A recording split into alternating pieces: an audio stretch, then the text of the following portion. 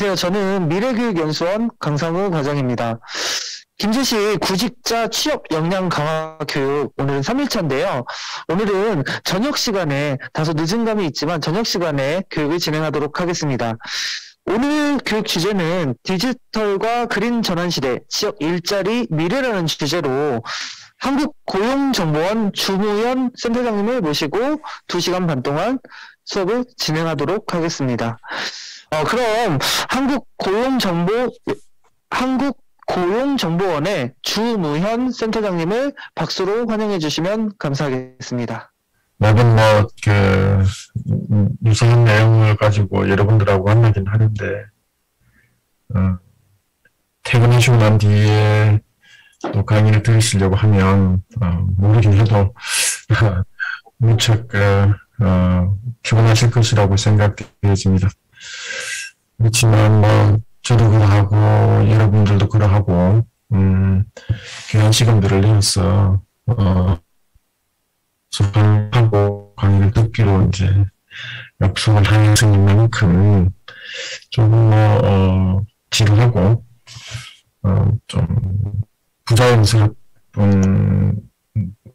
측면이 있더라도 좀 경청해 주시면 고맙겠습니다. 우리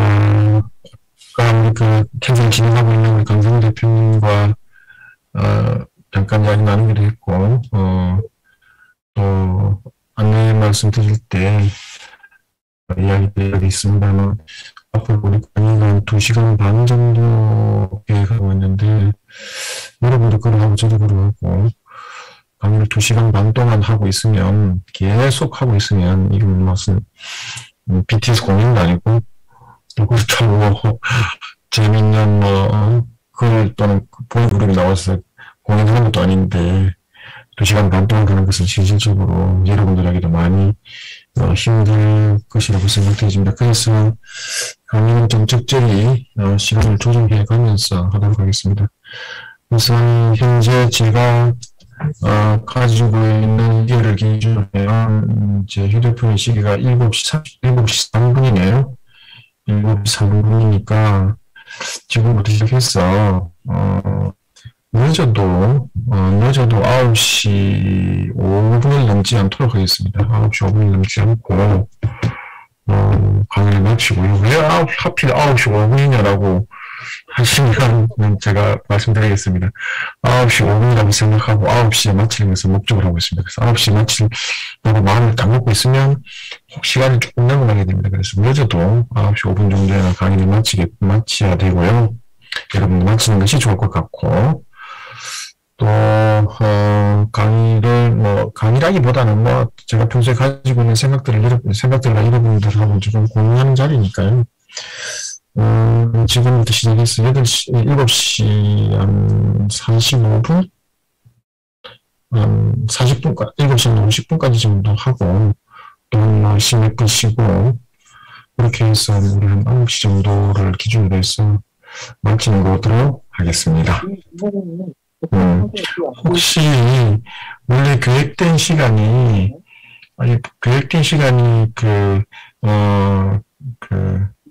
9시 30분까지인데, 왜 굳이 9시까지 해야 되냐고 시간이 너무 짧다고 항의 말씀을 주시면, 제가,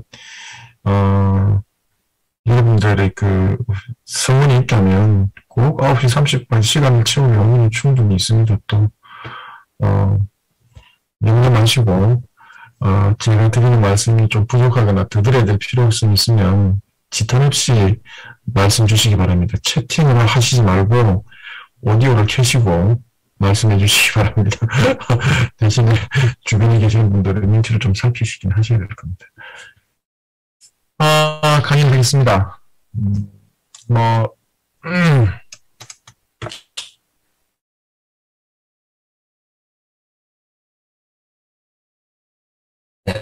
화면이 떴습니다. 강의를 해달라고 요청을 받은 거는 사실은 우리 현재 온라인 워크숍을 진행하고 있는 주최 측으로부터 연락을 받은 기보다는 이보다 훨씬 한 4개월 전인 것 같습니다. 4개월 전에 변산반도에서 우리 김제시에 계시는 국장님, 과장님하고 팀장님들하고, 우연하게 어디죠? 전라북도 고양한 레슨제된 패키지 사업 워크숍 쪽에서 전문관에서 우리 쪽에도 와서 강의 한번 해주십시오. 이렇게 이야기를 하기에 제가 주저없이 하겠습니다. 이렇게 하고 나서 이제, 저는 잊어버리고 있었는데, 말씀을 주셔가지고, 강의를 하게 되었습니다. 오늘 제가 드릴 주제의 말씀은, 아마, 여러분들도 이미 잘 아시고 계시는 내용들이긴 합니다만, 우리가 조금 더 이제 내용을, 들어가면서, 네. 마이크 따로 없습니다. 마이크 따로 없고, 제가 드리는 말씀이 잘 들리지 않습니까? 잘 들리지 않으면, 다른 방법을 선택하겠습니다. 잘 들리시죠? 네. 컴퓨터 마이크를 사용하기 때문에 이제까지만 했는데 특별히 문제가 없었습니다. 네. 계속 진행하겠습니다. 네. 그래서, 그 뒤 이후에, 이제 잊어버리고 있다가 강의가 요청이 있어서 되게 주제 자체가 미래 일자리 이런 문제이기 때문에 사실 제가 미래를 예측하거나 예지할 수 있는 그런 어떤 능력자가 아닙니다. 능력자가 아니라서 미래의 모습을 상상하는 것은 사실상 이거는 누구도 알 수 없는 것이죠. 그건 신의 영역이라고 봐야 되는 겁니다. 신의 영역이라고 봐야 되고, 다만, 우리가 미래를 짐작하고, 특히 이제 이게 우리가 사회적인, 사회 현상이나 경제 현상 같은 경우는, 미래를 전망하기보다는, 현재 어떤 일이 일어나고 있느냐를 보면, 미래에 일어날 수 있는 일들을 나름대로 전망할 수 있는 것이거든요. 그래서 이제, 제목 자체가 대단히 어려운 주제입니다. 또, 그리고, 저는 옛날에, 여러분들 혹시 아실지 모르겠습니다만, 김제시에, 무슨 단지죠? 거기 민간 육종단지, 조성 사업을 할 때, 이제 육종단지 조성에 따른 일자리 사업의 성과를, 전망하는, 공연 영향을 전망하는 그런 어떤 작업을 참여하면서, 김제시를 거의 한 1년 가까이를 드나들었습니다. 드나들어서, 다른 일반적인 사람들보다는 김제시 사정을 좀 더 잘한다고 볼 수도 있습니다. 그래서 이제 그런 상황이긴 한데, 또 그리고 현재의 변화가, 우리 김제시에 어떤 영향을 미칠지에 대해서 사실은 짐작하는 것 자체가, 제가 말씀드리는 것보다 살고 계시는 여러분들이 김제시 인근이나 김제시에 살고 계시는 여러분들이 훨씬 더 저보다 잘 알고 계시기 때문에 제가 김제시에서 이런 무슨 일이 일어날 것인가까지를 대비로 알 수 있을 만큼의 능력자는 아니라는 걸 좀 말씀을 드리고, 다만 현재의 변화의 내용들이라는 것이 과거와는 어떤 정말 다른 방식으로 진행되고 있다는 것에 대해서 한번 말씀드리고자 합니다. 사람들은 흔히 이렇게 이야기합니다.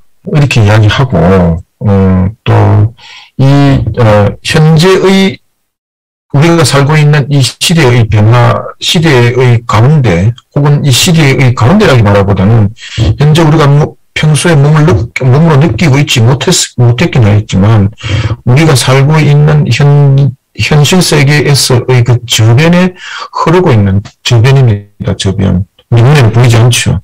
저변에 흐르고 있는 거대한 물줄기가 무엇인가에 대한, 정의를 해보자면, 이 이야기는 사실 오래 전부터 나왔습니다. 2018년,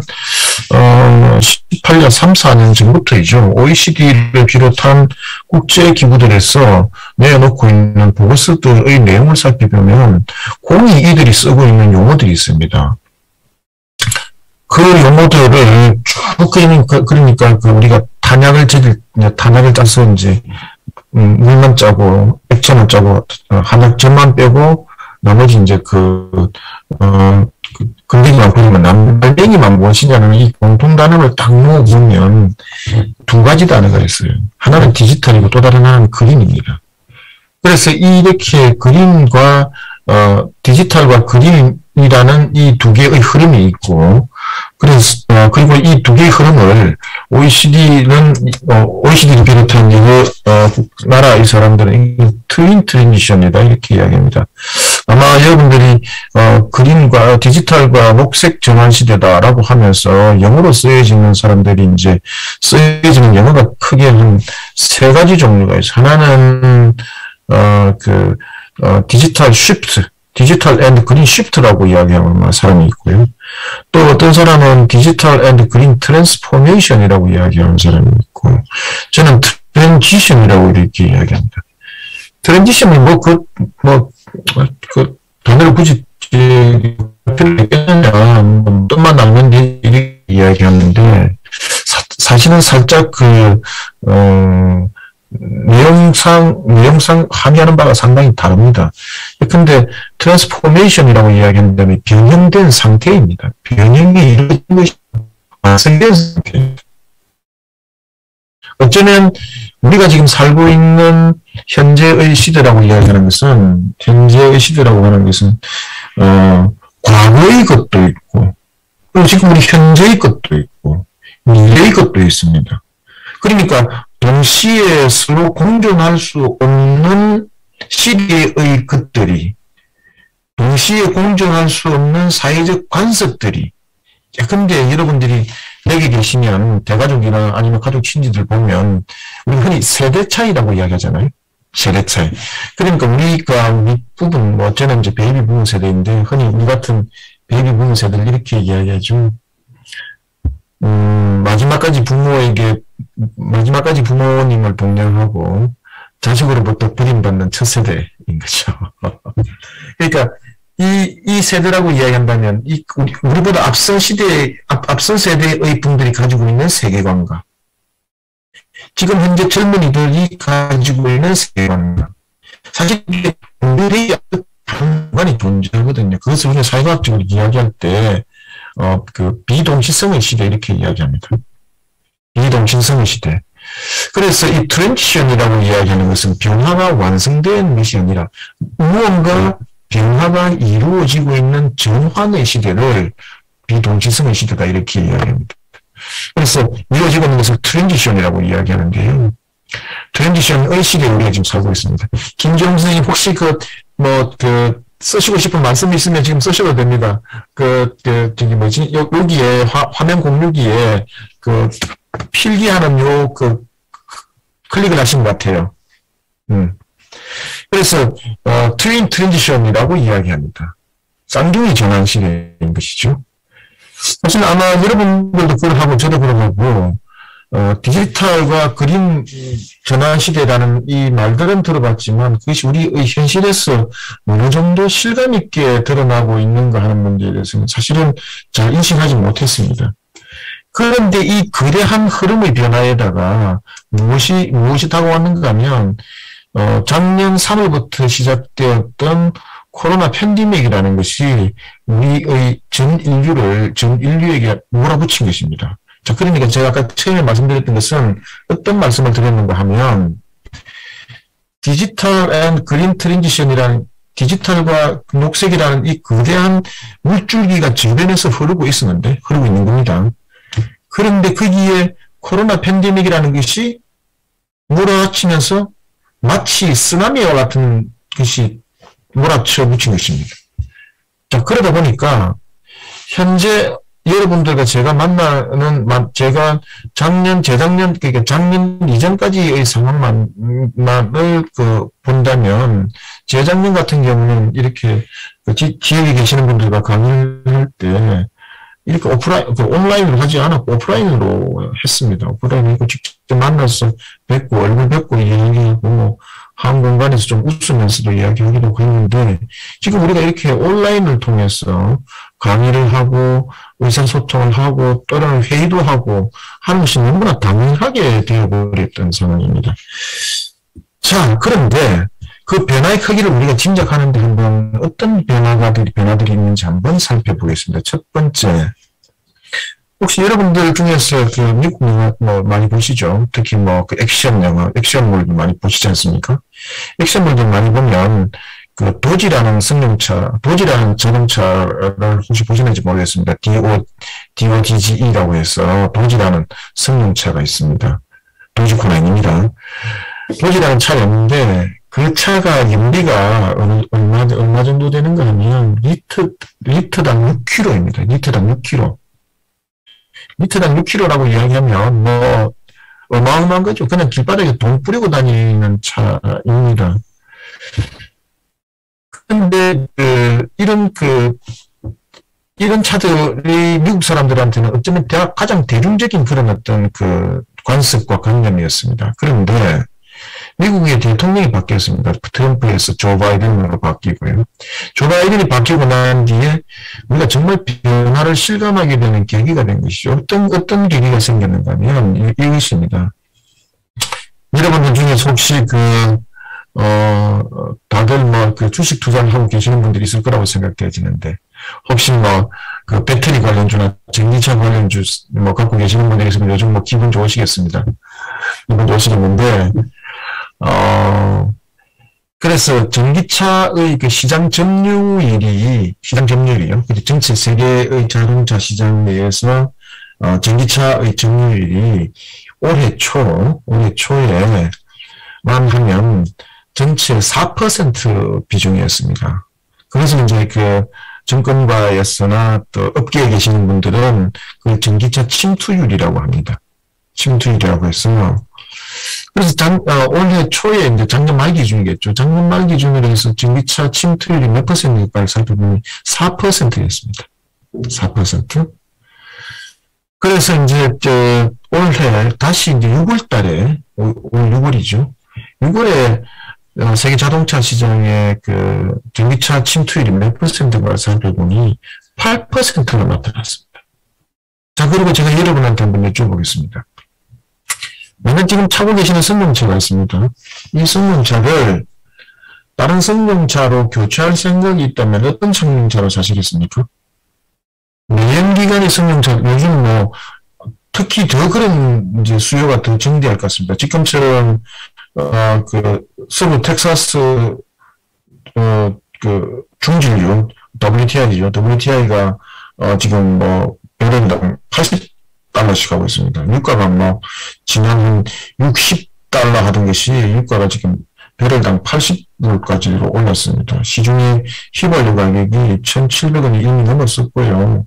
강남의 어느 그 주유소에서는 1,900원이 넘었다고 합니다. 그래서 조만간 휘발유 가격이 2,000원 정도 될 거라고 하는데요. 그래서 여러분들은 제가 한번 여쭤보겠습니다. 기름값이 이렇게 사람들이 오르니까 최근에 이 전기차에 대한 수요가 더 증대할 것으로 예상되어 있습니다. 여러분들은 만약에 지금 현재 타고 계시는 승용차를 교체하거나, 만약에 교체하거나, 자동차를 새로 구입하시게 된다면 어떤 차를 구입하시겠습니까? 물론 전제는 충전 인프라가 잘 깔려 있다라는 전제가 필요하겠습니다만, 여러분들은 아마 제가 이제까지 물어본 사람들 모두 다 한결같이 이렇게 대답했습니다. 앞으로 자동차를 사게 된다면 전기차를 사겠다. 전기차를 사겠다. 지금 한번 반응들을 어떻게 하실지 모르겠습니다만 쭉 답을 안 하셔도 되는데 모두 다 전기차로 전환하겠다는 것입니다. 그리고 그 내연기관차, 특히 그 휘발유를 많이 떼는 자동차를 떼는 것으로 만들어내는 자동차를 만들어내는 유명한 회사가 미국의 GM입니다. GM은 올 6월달에 이렇게 선언했습니다. 앞으로 2025년까지입니다. 2025년까지 GM이 생산하는 새로운 차는 25년까지 지난 6월의 경우입니다. 새롭게 생산하는 자동차는 40% 이상 전기차를 만들겠다. 이렇게 발표했어요. 그게 또 지난 8월 때는 또 바뀌었습니다. 2030년까지는 50% 이상 전기차만 만들겠다. 이렇게 이야기했습니다. 폭스바겐은 2030년까지 모두 다 전기차를 받고 있다고 이야기했습니다. 조 바이든도 이렇게 이야기했습니다. 2030년부터는 전기차가 전기차에 의한 새로운 자동차를 생산하지 못한다. 이렇게 선언해버렸습니다. 사람들은 코로나를 경험하면서 이런 인식들이 너무나도 자연스럽게 생겨버리게 됐습니다. 옛날에는 전기차를 사기 위해서는 뭔가 가치지향적이고 의지적이고 남들과 좀 차별화된 그런 어떤 소비 패턴을 보이는 사람들만이 가지는 생각들, 또 그리고 전기차에 대한 또 막연한 또 의구심, 이런 것들이었죠. 그리고 실제 우리나라의 경우를 살펴보면 현대자동차는 이미 아이오닉 5라는 전기자동차를 만들어냈습니다. 유럽에 판매하고 있습니다. 우리나라의 그 도로에도 이미 깔렸습니다. 기아차가 만들어내는 전기차 EV6도 이미 나와 있습니다. 또 하나 더 있죠. 수소차입니다. 현대차가 만들어내는 그 수소차 넥소는 세계에서 최초로 만들어낸 상용화되어 있는 승용차입니다. 이미 코로나 팬데믹이라는 이 쓰나미가 덮치면서 쌍둥이 전환 시대의 그 속도는 훨씬 더 빨라지게 되는 것입니다. 자, 이런 현상이라고 볼 수 있죠. 한마디로 말하자면 트윈 쌍둥이 전환이 이루어지고 있는데 코로나 팬데믹이 오면서 엑셀레이터를 확 밟아버립니다.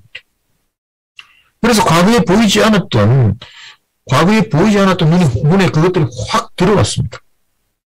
이제 엄청난 변화의 속도로 눈앞에 다가와 있고, 사실은 지금 정부가 한국판 뉴딜을 발표했을 당시만 하더라도, 작년 이맘때쯤이죠.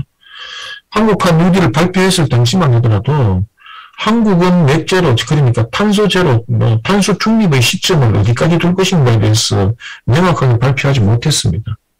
왜냐하면 기업들과의 협의도 있어야 되는 것이고 세계적 추세에서 우리가 너무 속도를 빨리 낼 수도 없는 상황이었습니다. 그런데 엊그제 탄소중립위원회에서 발표된 내용에 따르면 2050년까지 한국은 탄소 중립을, 그러니까 탄소를 전혀 배출하지 않는 나라로 만들겠다고 선언해버렸습니다. 우리 지금 현실 앞에 문 앞에 다가와 있습니다. 또 그 다음에 김제시를 비롯한 전북 지역의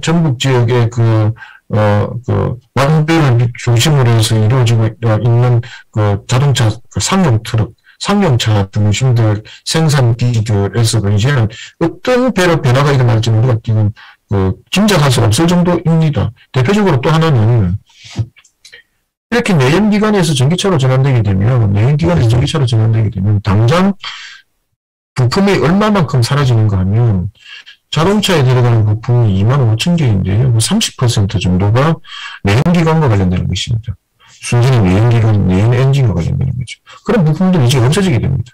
자, 그러니까 현재까지 우리가 직면하고 있는 현실 세계의 변화를 한마디로 표현하면 이런 것입니다. 쌍둥이 전환이 이루어지고 있고 거기에 코로나 팬데믹이라는 쓰나미가 갖다 붙인 것입니다.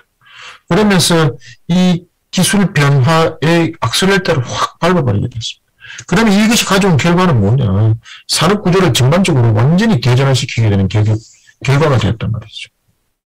산업 전환을 완전히 전환시키게 되는 거. 이렇게 되면 혹시 여러분들 주변들 중에서 나는 김제시에 살고 있고 나는 농사 짓는 분들이 많고 그래서 사람들이 이런 일을 쓰든 저런 일을 쓰든 먹고 살아야 되니까 농사 짓는 일은 문제가 되지 않겠지. 이렇게 쉽게 생각할 수도 있습니다. 과연 그럴까 하는 문제도 제가 다시 이제 궁극적으로 말씀드릴게요. 일자리의 위기가 지역에서 일자리 위기는 더욱더 심화될 수밖에 없는 상태입니다. 지역 간의 격차는 더 확대될 수밖에 없는 상황입니다. 그것도 나중에 설명드리겠습니다. 그 다음에 우리가 출발점으로 이야기했던 쌍둥이 전환 시대의 큰 세계사적인 인류사적인 큰 흐름의 변화가 하나 있고, 그럼 우리 안으로 한번 들어보겠습니다. 우리나라 안으로. 화면에 이제 잠깐 비치시는 우리 선생님들 모습을 보니까 연수되신 분들도 꽤 계시는데, 우리가 지금 현재 직면하고 있는 우리 사회의 모습이라고 하는 것은 어떤 것인가 하면, 사람들은 흔히 이렇게 이야기했습니다. 작년, 4, 5년 전이죠. 4, 5년 전 이야기인데, 사람들은 이렇게 이야기했습니다. 2030년 되면 인구 엣지, population 엣지라고 있어요. 인구 절벽에 빠지게 됩니다. 인구가 확 줄어들게 됩니다. 줄어들게 되어 있습니다. 여러분들 지금 화면에 보이고 있는 왼쪽에 있는 그림 한번 보실래요? 2033년이면 4,500만 명이 된다. 이렇게 15세 이상 인구가 5천만 명은 유지되겠습니다만 4,500만 명 생산되는 15세 이상 인구가 4,500만으로 줄어듭니다. 2030년부터 인구 상태입니다. 그래서 사람들이 이렇게 이야기했습니다. 아니 요즘 일자리 문제 때문에 일자리 그렇게 이야기하고 앞으로 몇 년 안에 인구가 줄어듭니다. 인구가 줄어든다고 하네요. 인구가 줄어든답니다. 인구가 줄어들면 지금 일자리가 없어서 난린다고 하는데 일자리가 없어서 난린다고 하는데 그 일자리 다 없어질 것 같네요. 일자리 다 없어질 것 같네요. 이렇게 이야기합니다. 아니 일자리가 없는 상황인데 일자리가 없는 상황인데 사람은 많고 일자리가 적으면 큰일인데 사람은 줄어들고 일자리는 또 한정되어 있으니까 그럼 일자리 문제는 걱정 안 해도 되겠네 이렇게 이야기합니다. 여러분 생각해 보십시오. 일자리 지금 공장이 기업들은 100개 정도 있습니다. 기업은 100개 정도 있고요. 그래서 일할 사람들은 120명 정도 있었어요. 그래서 20명 정도 일을 못하고 있었어요. 근데 인구가 줄어든답니다. 인구가 줄어드니까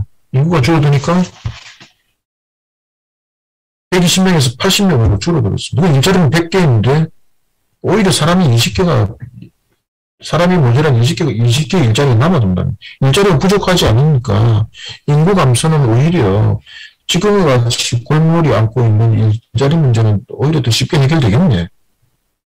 그렇지 않아요? 이렇게 이야기했습니다. 또 하나 있습니다. 저출산 고령화라고 이야기했는데 출산율이 떨어지니까 청년 인구가 줄어든다 이렇게. 사람들은 다 그렇게 이야기했습니다. 4-5년 전만 하더라도. 그래서 청년 인구들이 당시에 에코세대들이 조금 늘어나긴 했어. 인구가 늘어나긴 하지만 별 걱정하지 않는다. 청년 인구가 되니까 일자리가 문제가 오히려 해소될 수 있다. 이렇게 사람들은 생각한 거죠. 그래서 청년 문제 자꾸 이야기하는데 그건 정치적으로 이야기하지 말고 냅두면 해결될 거야. 이렇게 이야기했습니다. 과연 그럴까요? 여러분 화면에 보이는 오른쪽 그림을 한번 보실까요? 이 청년층 생산 가능 인구에 대한 추계인데요. 인구가 25세, 29세 인구하고 29세 인구 지금 부지런히 줄어들고 있습니다. 이런 추세로만 나간다면 청년 인구는 지속적으로 줄어들 수밖에 없고 고령화 비율이 높아질 수밖에 없습니다. 자, 그러면 인구가 감소하면 첫 번째 제가 질문 드렸던 것을 한번 이야기해볼게요. 인구가 줄어들면 일자리 문제는 해소될 거야. 이렇게 주장하는 것에 대한 증거는 어디서 찾아볼까요? OECD 국가들 중에서 우리보다 인구 감소를 경험한 나라들은 없을까요? 대부분은 없을까요? 있을까요? OECD 주요 국가들의 경우는 우리보다도 훨씬 먼저 인구 감소를 경험하였습니다. 가까운 이웃인 일본 볼까요? 일본은 우리보다 지금 훨씬 더 심각하죠.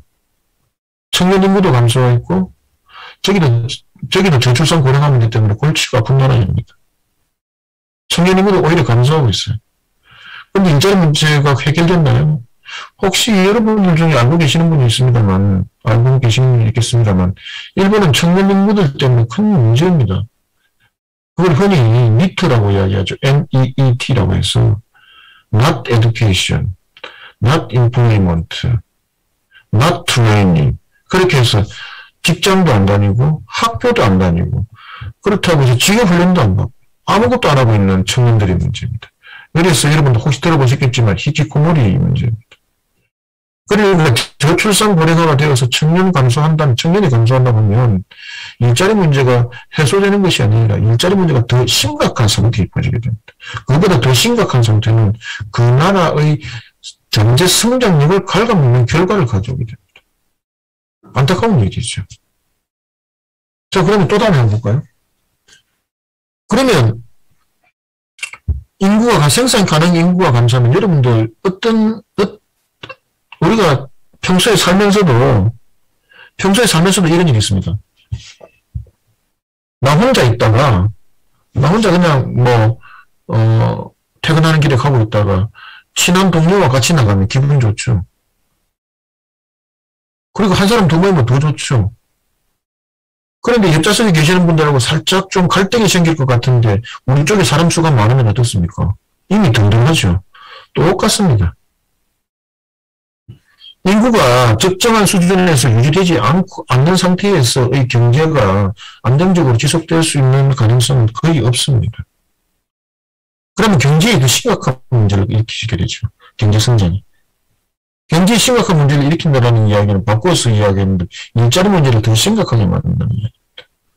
또 하나 문제는 생산 가능 인구가 줄어든다는 이야기는 한국 경제의 잠재 성장력을 갉아먹고 그 잠재 성장력을 갉아먹게 된다면 결과적으로 국민 경제가 안정적으로 순환하는 길을 차단시키게 되는 결과를 가져옵니다. 때문에 우리가 인구 문제는 가장 심각한 문제입니다. 여러분들도 시청이나 일자리 문제에 관심이 가지고 계시는 분들은 다 알고 계시는 것처럼 한국고용정보원에서 발표하고 있는 이성호 박사님이 하고 계시는데요. 고용정보원에서 발표하고 있는 인구 소멸지수 이런 것을 보면 정말 심각할 정도입니다. 이 인구 문제를 해결하는 것은 인구 문제를 해결하기 위해서는 일자리 문제를 해결해야 돼요. 일자리 문제를 해결하지 않으면 인구 문제가 해결되지 않습니다. 이 두 개는 동전의 양면과 같은 것입니다. 다시 말하자면 인구 문제는 바꾸어서 표현하는 일자리 문제입니다. 인구 감소의 문제는 바로 일자리 문제입니다. 여러분도 잘 알고 있는 세종시와 같은 경우는 그냥 도시 하나 덜렁 만들어 놓고 중앙정부 공무원들 다 갖다 놓으니까 세종시가 우리나라에서 제일 살기 좋은 도시가 되어버렸지 않습니까? 그런 문제입니다. 다음 볼까요? 이게 이제 더 심각한 문제이죠. 그림 한번 보실까요? 지금 현재 우리 사정이 어떤지 한번 보겠습니다. 왼쪽 그림을 한번 보시죠. 여러분 이제 화면에 제일 왼쪽에 있는 그림입니다. 보시면 실질 GDP 성장률을 보여주고 있어요. 실질 GDP 성장률을 보여주고 있는데 이 실질 GDP 성장률을 70년대부터 2010년대까지 여기서는 2019년 자료와 2020년 자료는 빠져 있습니다. 2019년과 2020년 자료는 빠져 있습니다. 여러분들 아시는 것처럼 2019년은 코로나 팬데믹으로 인해서 한국 경제 성장 자체가 마이너스로 빠졌기 때문에 숫자를 내가 별로 의미가 없는 것이고요. 또 그리고 20년인 작년 그러니까 19년은 조금 19년까지 자료였네요. 19년 자료는 20년 자료는 이미 빠져버렸습니다. 그래서 빼고 2019년까지를 넣어서 계산을 해보면 1970년대 한국 경제의 실질 GDP 성장률은 9.2%였습니다. 80년대는 9.9%였고요. 이게 마치 이렇게 떨어지고 있습니다. 한번 보실까요?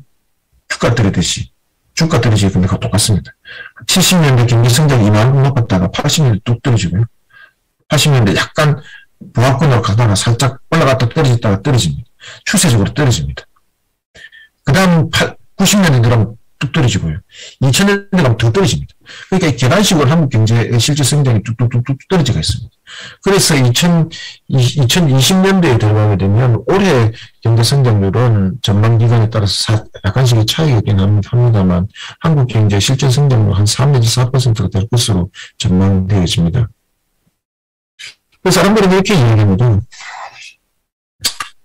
일자리 문제가 해결되기 위해서는, 일자리가 제대로 만들어지기 위해서는 경제가 성장해야 돼요. 이건 모를 일은 없습니다. 그건 당연한 일이죠. 그런데 한국 경제의 성장이라는 것을 살펴보면 지난 한 50년 동안 한국 경제 실질 성장률이 꾸준히 떨어지고 있는 상태입니다. 그러니까 과거와 같은 고도 성장 시대의 경제 성장률은 이제 우리에게 존재하지 않습니다. 이미 한국 경제는 선진국 경제입니다. 여러분들 중에서 실감하고 계실지 모르겠는데 한국은 경제 순위가 세계 170개 이상의 국가들 중에서 한국 경제 순위는 몇일까요? 한 자리 숫자일까요? 두 자리 숫자일까요? 이미 작년을 지나면서 한국 경제는 세계 10위권 이내의 국가입니다. 작년 기준으로 9위 국가입니다. 교육 수준으로 비교하면 수출과 수입을 포함하는 교육 기준으로 하면 세계 8위 국가입니다. 대단한 나라입니다. OECD 회원국가가, 그 20여 개, 26개 나라인데요. 그 26개 나라들 중에서도 상위권에 해당되는 나라이죠. 뭐, 그렇게 이야기하니까 잘 와닿지 않아. 한국 경제가 OECD 회원국가인데요. OECD 회원국가가 아시아에서 몇 개 나라가 있죠? 일본과 한국밖에 없습니다. 일본, 한국밖에 없고, 한국이 OECD 안에는 분담금이 세계에서 몇 번째일까요? OECD 회원국가 중에서. 7번째입니다. 8번째입니다. 일본이 7번째예요. 국제기구에 한국이 내는 돈이 일본보다 뭐 적다 이렇게 이야기를 하는데 천만의 말씀, 만만의 말씀입니다. 한국은 이미 국제기구에 돈 많이 내는 나라입니다. 그리고 여러분들 중에서 혹시 OECD라든지 국제기구에 출장 가보신 적이 계시는 분이 있을지 모르겠는데 한국이 가면 한국에서 온 전문가들, 한국에서 온 대표다라고 이야기한다면 대접 잘 받습니다. 지금 가면. 옛날하고 많이 달라졌습니다. 자, 그리고 사람들은 이렇게 이야기하죠. 그럼에도 불구하고 경제는 성장해야 됩니다. 자, 그런데 우리는 이제 과거와 같은 고도성장의 시대에는 이제는 더 이상 돌아오지 않는다. 모르겠습니다. 자, 그런데 우연찮게 우리에게 경제가 아주 높아지는 5 내지 6%의 경제 성장 시대를 우리가 산다고 생각하면 해봅시다. 여러분들 기분은 어떨지 모르겠지만 경제 성장이 높아지니까 기분은 좋을지 모르겠지만 저는 심히 걱정하고 우려합니다. 한국과 같은 나라에서 경제 성장률이 지나치게 높을 경우 나타나는 가장 큰 문제는 금융시장, 금리시장, 인플레이션 문제가 당장 일어납니다. 예컨대 이런 거죠. 요즘 아까 제가 처음에 말씀드렸던 것처럼 휘발유 가격이 지금 1,700원에서 2,000원대까지 올라가려고 한다는 이런 상황들이 당연히 생겨버리게 됩니다. 아니, 경제 성장하고 물가 상승은 무슨 상관이 여보시오? 이렇게 이야기할 수 있죠. 아닙니다. 경제가 성장하고 안정적으로 회전되기 위해서는 뭐가 필요합니까? 돈이 있어야 되죠. 돈이 있어야 됩니다. 시중에 돈이 많이 풀리면 어떻게 됩니까? 당연히 물가가 오르죠. 돈 가치가 떨어지니까.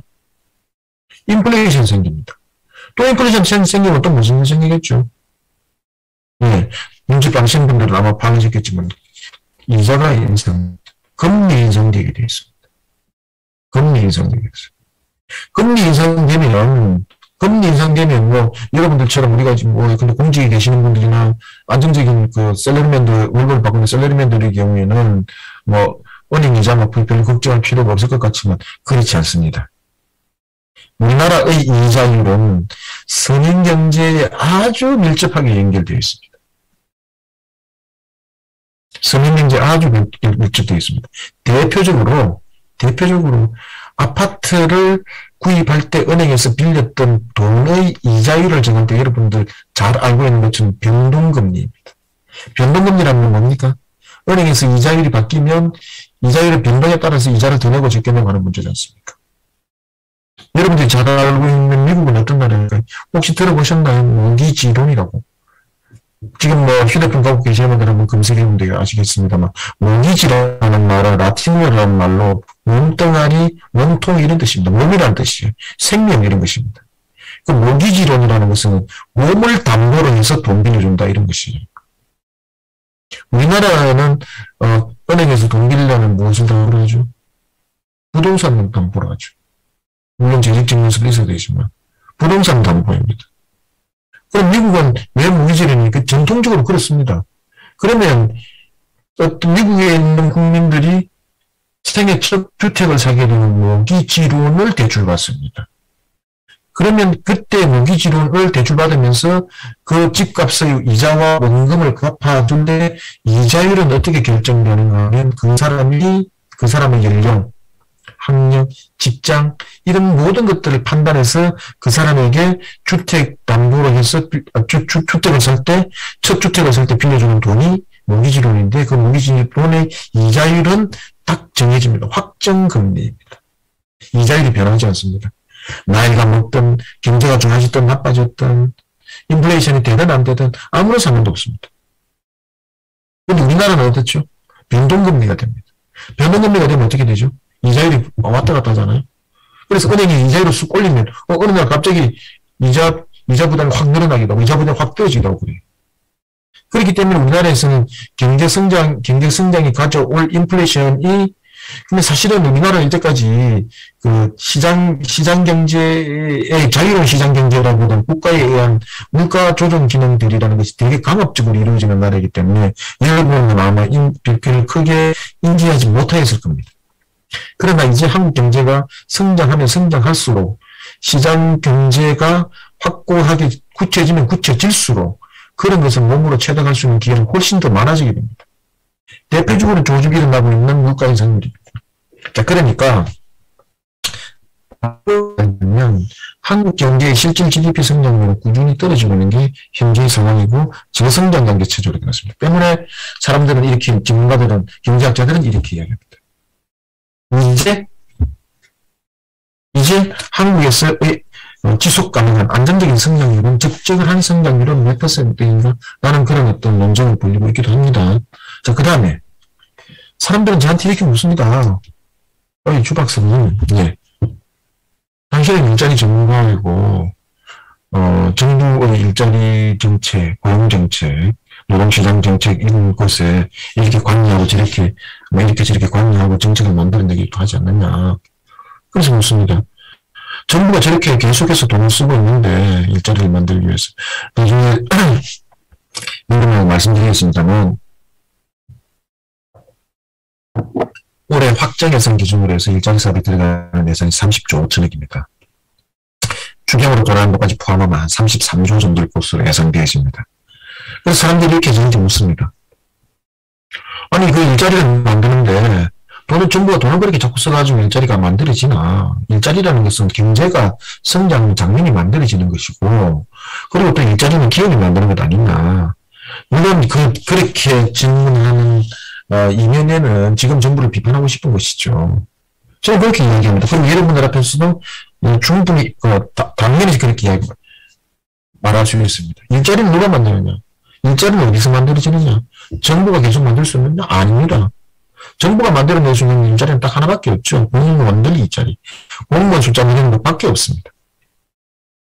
정부가 정부가 재정을 통해서 만들 수 있는 일자리라는 것은 제한적이고, 한시적이고, 일시적이고, 임시적입니다.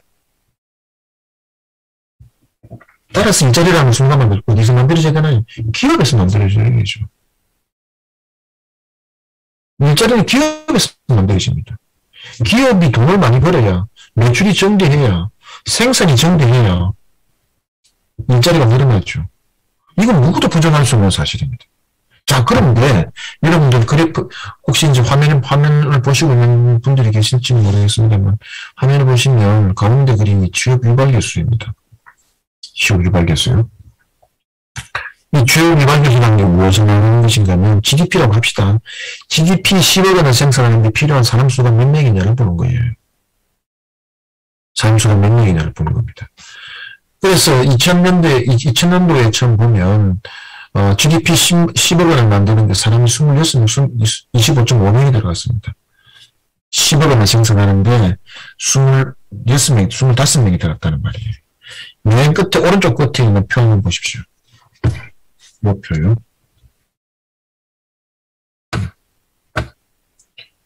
보시면 여기 보시죠. 이 부분이요.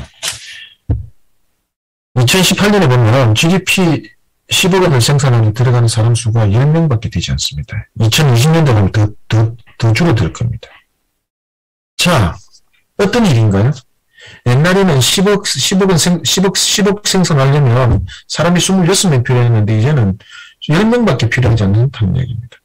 기업이 옛날에는 매출 10억 올리려면 26명이 필요했는데 이제는 매출 10억 올려도 사람 10명이면 끝난다는 이야기입니다. 자, 그러면 여러분들한테 두 가지를 제가 말씀드렸습니다. 한국 경제는 지속적으로 실질 성장률이 떨어지는 저성장 체제에 지내고 있습니다. 기업이 생산할 때 필요한 인력의 수도 꾸준히 줄어들었습니다. 그러니까 경제 성장은 실질 성장률은 줄어들고 생산안에 들어간 사람 수도 떨어졌습니다. 우리는 이것을 전문적으로 이야기할 때 다음과 같이 이야기합니다. 고용 탄력성이 저하했다. 고용 탄력성이 저하했다 이렇게 이야기합니다. 그러니까 경제가 성장하면 성장한 만큼 일자리가 늘어나지 않은 경제에 진입하게 되었다는 것입니다. 이미 한국 경제는 선진국형의 경제를 이미 진입하게 되었다는 것이죠. 그러니까 주구장창 누구가 말하고 있는 것처럼 만약에 이런 말에 현혹하고 있다 한다면 그런 분들은 그렇게 말씀하시는 분들이 아마 이제 대통령 선거를 하게 되면 그렇게 말씀하실 분들이 아마 많을 겁니다. 일자리 문제 그거 다른 거 없습니다. 경제가 성장하면 당연히 생기는 것이 일자리입니다라고 누군가가 이야기한다면 그건 국민들한테 정직하지 못한 말입니다. 이제 한국 경제는 경제가 성장하는 만큼 일자리가 늘어나는 그런 구조가 아닙니다. 다시 말하자면 과거처럼 경제가 5% 성장하면 6% 성장하면 대전시 인구만큼의 6, 70개의 일자리가 만들어지는 시대는 이제 더 이상 돌아오지 않습니다. 지나간 이야기입니다. 자, 그 다음에 여러분 표에 있는 오른쪽 그림을 한번 보실까요? 우리가 1970년도에 1인당 GDP가 1인당 국민소득이 얼마인지 한번 보십시오. 70년도에 257달러입니다. 257달러면 지금 돈으로 얼마입니까? 지금 돈을 계산해 보면 이거 참 송구할 정도입니다. 이게 돈 다 합쳐봐야 30만 원, 지금 기준으로 하면 30만 원도 채 안 됩니다.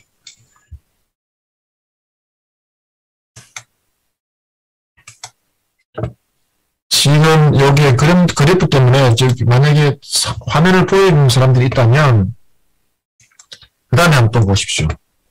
2018년에 한번 보십시오. 2018년을 보면 한국 경제에서 1인당 국민소득은 3만 불을 넘었었습니다. 2018년.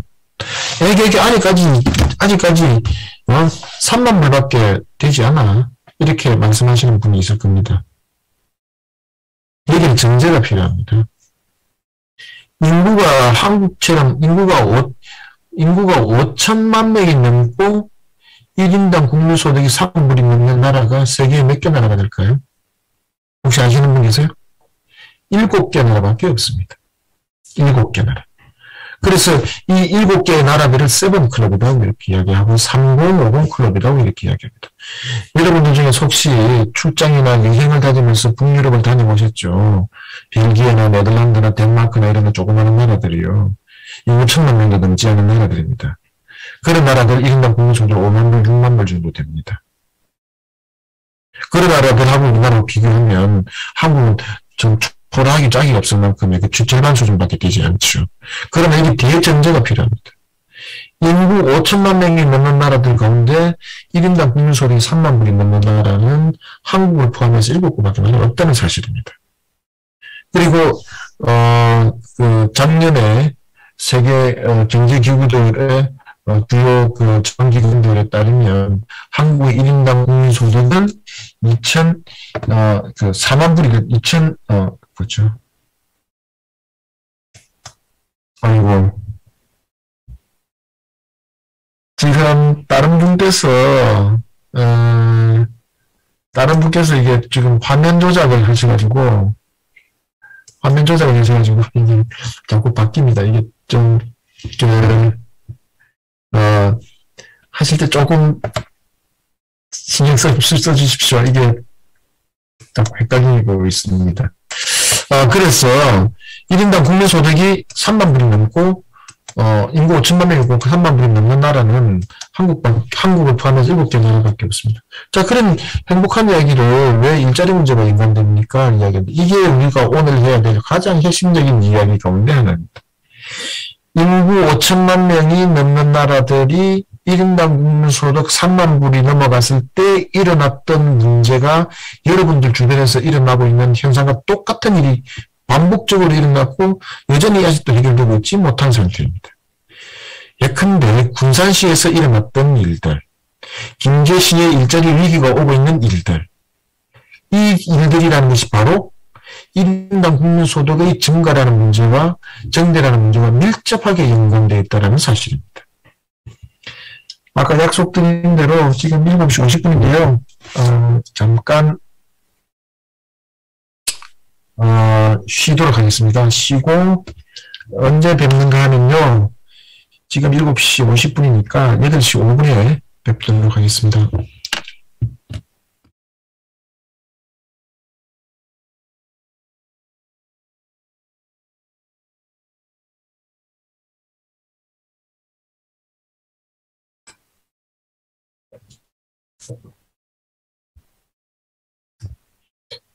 예, 계속하겠습니다. 잘 쉬셨는지, 혹시 잠시 쉬시는 동안에 뉴스를 보셨다면, 이놈성 발사했는데, 성공이나 실패가, 두고, 이야기 있는데, 얘기가 많이 실현되고 있는 것이 좋다고 생각됩니다. 아까 이어서 계속 이야기하도록 하겠습니다. 그래서 이제 그 세계적인 전망기관들에 따르면 한국 인당 국민소득은 2027년이 되면 4만 불에 도달할 것이다 이렇게 전망하는 것이 우세합니다.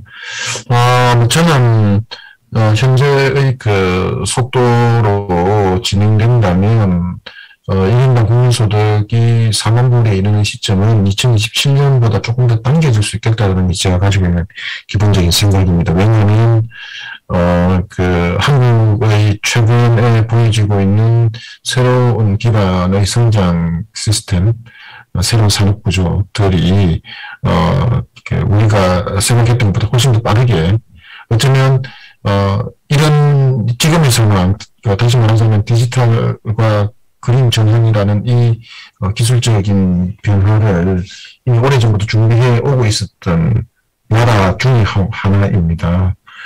최근에 그 변화들을 보면 저는 훨씬 더 앞당겨질 거라고 생각되어지고요.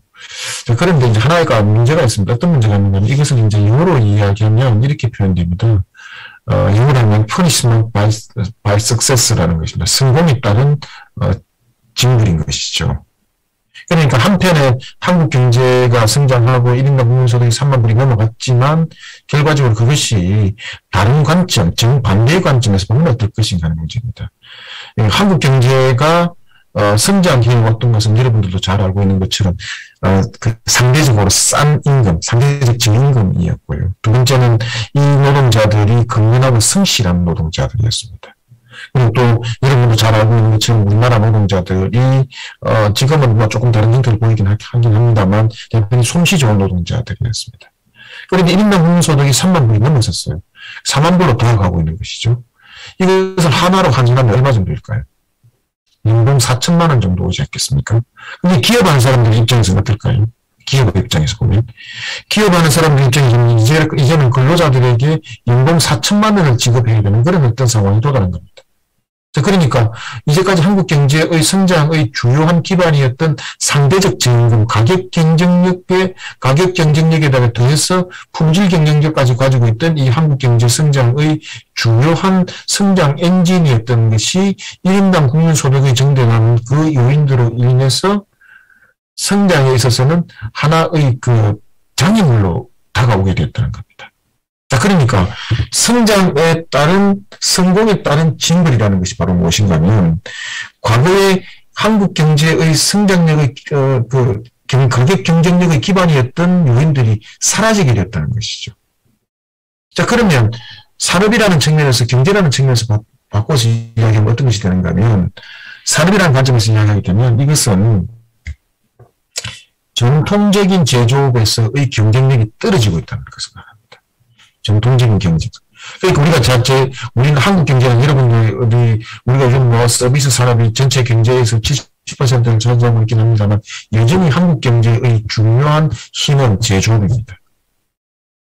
이 제조업 기반의 성장을 갖추고 있는 중국을 빼고요. 선진국 가운데서 중국을 빼고, 중국은 선진국은 아니죠. 선진국 가운데서 제조업 기반의 경쟁력을 가지고 있는 나라는 한국, 일본, 독일 정도입니다. 여러분도 잘 알고 있는 것처럼 미국 같은 경제는 제조업 기반이 아닙니다. 서비스 기반 사회입니다. 돈 쓰기만 쓰면 되죠. 자, 그러니까 1인당 국민소득이 3만 불이 넘어가니까 전통적 제조업들의 경쟁력의 기반들이 무너지기 시작하고 이것이 이 산업들의 위기를 가져왔습니다. 그게 여러분들이 보아왔던 2017년부터 16년부터 있어왔던 2016년부터 있어왔던 조선업에서의 위기입니다. 조선업에서의 위기입니다. 그 조선업에서 위기가 제일 먼저 들이닥쳤던 것이 어디입니까? 이미 한국에서 전통적으로 저임금에 기반해서 산업이 더 이상 될 수 없다라는 그런 어떤 그 첫 번째 메시지를 보여준 것이 바로 군산입니다.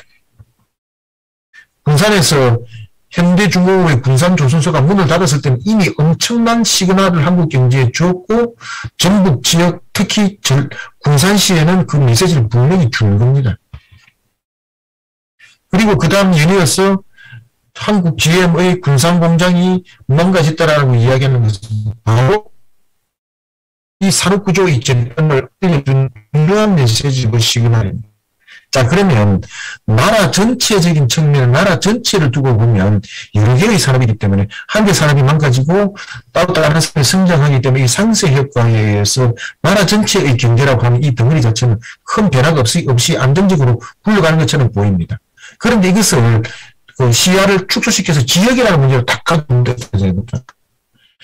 한국 경제는 여러분도 잘 알고 있는 것처럼 생산구조나 산업구조가 이렇습니다. 구상과 실행을 하는 이른바 본사는 어디에 있는가 하면 수도권에 다 있습니다. 서울에 다 있죠. 지역은 뭐가 있습니까? 산업만 있습니다. 생산기지가 있죠. 그리고 지역은 나라 전체의 산업구조처럼 여러 가지 많은 산업들이 함께 많이 맞물려 있습니까? 아닙니다. 주력산업 몇 개만 딱 뭉쳐져 있습니다. 그런데 경쟁력이 가지고 있던 주력산업들이 딱 망가지니까 지역 경제가 어떻게 됩니까? 바로 싸그리 무너지는 거죠. 현재 한국 경제에서 지역 경제의 가장 큰 문제점 말하면 전통 제조업을 주력으로 하고 있는 주력 산업을 가지고 있는 지역 산업들의 지역 경제의 위기가 이미 눈앞에 닥쳐와 있다는 겁니다. 이게 바로 위기입니다. 이게 지역에다가 주고 있는 가장 큰 메시지입니다. 그리고 아마 여러분들 지켜보십시오. 이번 연이어 있게 될 정치적인 이벤트들에서 지역 문제가 가장 큰 화두로 등장할 겁니다. 한국 경제 전체를 보게 된다면 이제 더 이상 세계에 내놓아도 부끄러울 안 할 정도입니다. 그런데 이제는 지역들에서 구멍이 뻥뻥 생기기 시작하고 새로운 지역들이 성장하고 있는 것입니다.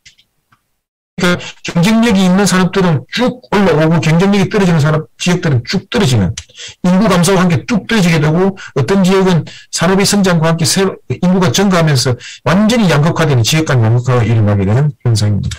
이 바탕이 흐르고 있는 것은 바로 산업구조의 재편입니다. 이 산업구조의 재편을 가지고 어떤 그 기술적인 변화는 제가 아까 여러분한테 말씀드렸던 디지털과 그린 전환입니다.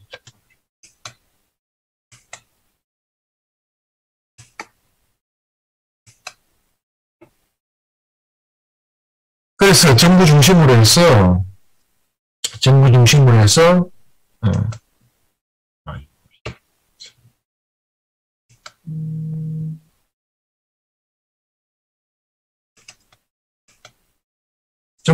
해서 지역 일자리를 살리기, 지역 경제를 살리기 위한 여러 가지 노력들이 있어 왔던 게 사실입니다. 그렇지만 여러분들 보이고 있는 그림 한번 보시죠. 왼쪽에 있는 그림. 지나면서 우리나라 전체 면적의 약 한 5분의 1도 채 되지 않는 수도권의 인구가 전체 인구 50%에 집중되어 있습니다. 이런 현상대로 가게 된다면 수도권 인구 집중 현상은 더욱더 심화될 것입니다. 여러분들이 생각하였던 작년에 코로나가 있어 왔기 때문에 지역 간의 봉쇄가 일어나고 지역 간 이동이 줄어들기 때문에 수도권의 인구 집중 현상이 줄어들 거라고 생각했죠? 아니었습니다. 2020년 작년 기준으로 살펴보니 작년 코로나가 있기 이전에 비해서 수도권으로 인구의 집중률이, 인구 이전율이 2배나 증가했습니다. 오히려 증가했습니다. 청년들의 수도권 집중 현상이 더 나타났습니다. 또 이거 한번 볼까요?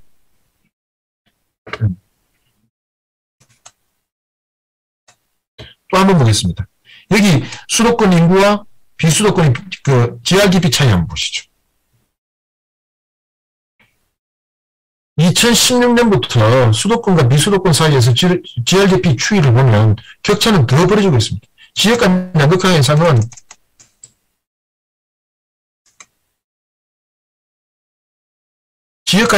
더욱더 심화되고 있는 상황입니다. 그래서 정부는 이런 문제를 해결하기 위해서 일자리 사업에다가 결국은 이 문제를 해결하기 위해서는 일자리 사업이라고 해서 예산을 투입했습니다. 엄청나게 예산을 투입했죠. 여러분 앞에 보이는 표 한번 보시죠. 이건 앞에 나오는 거. 코로나19 대응하면서 지역 간 격차 문제도 있고, 그 일자리 문제를 해결하기 위해서 역대 추세를 33조 원을 투입했죠. 그러면 현실은 제가 볼 때는 아직까지 여전히 지역에서의 인구 문제와 수도권 인구 집중 현상은 더욱더 심화되고 있고요. 지역의 일자리 문제는 여전히 해결되고 있지 않습니다. 여러분들이 지금 김제에 계시는 여러분들이 이야기할 때 김제로 오십시오. 우리는 좋은 일자리들이 많이 있습니다. 살기 좋은 곳입니다. 우리 김제는 새롭게 성장할 수 있는 모멘텀을 가지고 있는 앞으로도 꾸준히 성장할 수 있는 전국에서 몇 개 안 되는 지역이니 우리 지역으로 오십시오. 우리 지역에는 일자리가 많습니다. 좋은 대학이 있습니다. 라고 이야기할 수 있는 사람 아무것도 없다는 말이죠. 예산을 아무리 투입하더라도. 자, 더 큰 위기는 어디 있을까요? 또 한번 볼까요? 넘어가겠습니다. 제가 아까 이렇게 이야기했습니다. 디지털 그린 전환이었고 코로나가 오니까 엑셀레이터를 확 밟았다 이렇게 이야기했습니다. 자동화와 디지털의 이 현재의 추세대로 보자면 자 여러분한테 제가 글자로 되어 있긴 한데 한번 보시죠. 자 우선 첫 번째 이게 색깔이 검정색으로 한번 해보겠습니다. 색깔을 한번 보십시오. 일자리 창출과 소멸이 어떤 지역에서는 자동화가 되면서 일자리가 늘어나고 어떤 지역에서는 일자리가 줄어드는 상황입니다. 그런데 이게 나라 전체적으로 보면 어떤 지역에는 소멸하고 어떤 지역에는 새로 생겨나니까 나라 지역 전체로 보면 중화대별 상쇄대별에 아무런 효과가 없지만 하나의 지역에서는 소멸만 있거나 창출만 있게 되는 상황이 발생하게 되죠. 이 문제는 지금 김제를 비롯한 어디죠? 완주, 군산 지역의 경우에 한해서는 지금 우리가 새로운 활로를 모색하지 않으면 안 되는 정도의 상황에 도달하게 되었다는 것은 여러분들도 아마 잘 알고 있을 겁니다.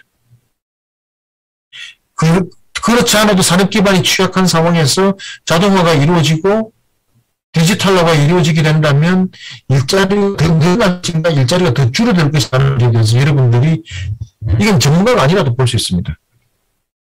자동화와 디지털화가 되면 일자리가 더 줄어들 것이다. 수도권? 이건 뭐 물어볼 필요도 없죠.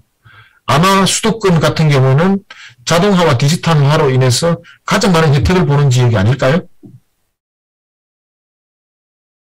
그 다음에 따라서 일자리 양극화 현상이 나타나고 있다.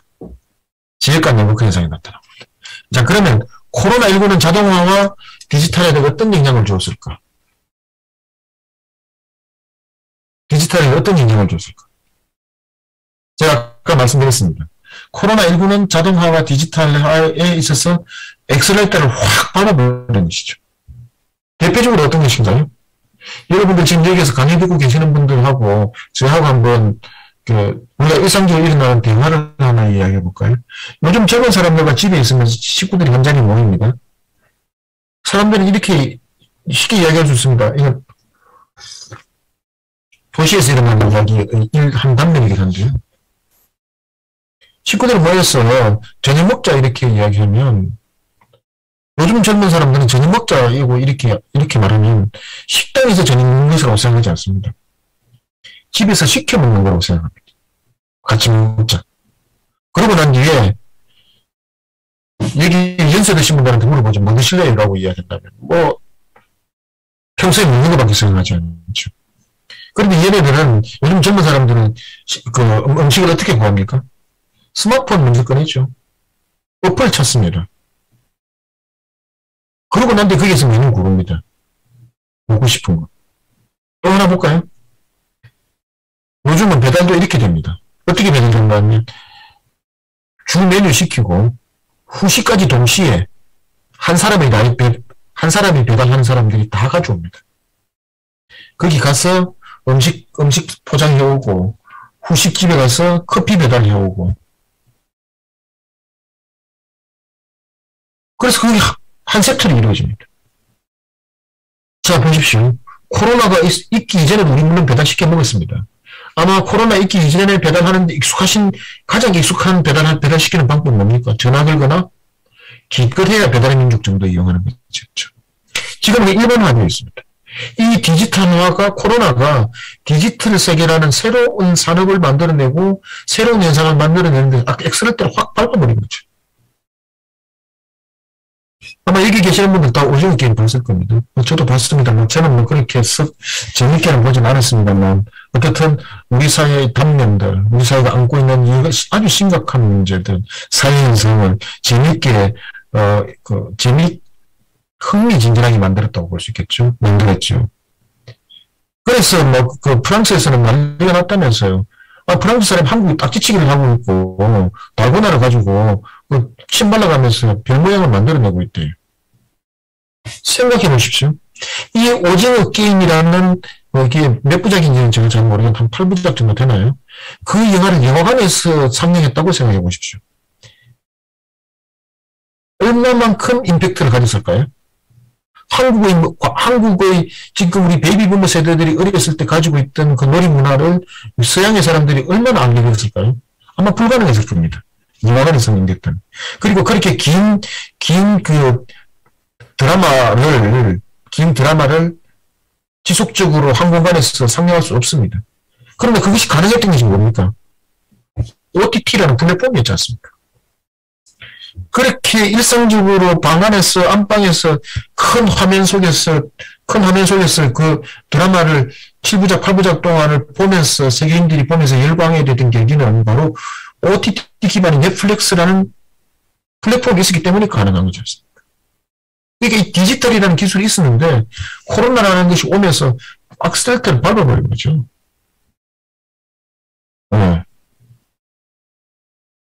모르겠습니다. 코로나가 그치고 난 뒤에 영화관이 과거처럼 우리나라 코로나 이전에 한국에서 영화관에서 영화를 보는 사람들이 1000만 관객 이렇게 이야기하죠. 그건 무슨 말이냐면 우리나라 영화관에서 1년간 보는 영화를 보는 사람이 2억 명이에요. 세계에서 가장 큰 시장입니다. 인구 규모에 비해서. 그런데 이게 넷플릭스라는 OTT 기반, 이제 다음에는 이제 디즈니 플러스라는 또 OTT 기반의 플랫폼이 들어오죠. 엄청나게 이 문화라는 산업 자체가 코로나를 기반으로 해서 가속도가 확 붙어버린 겁니다.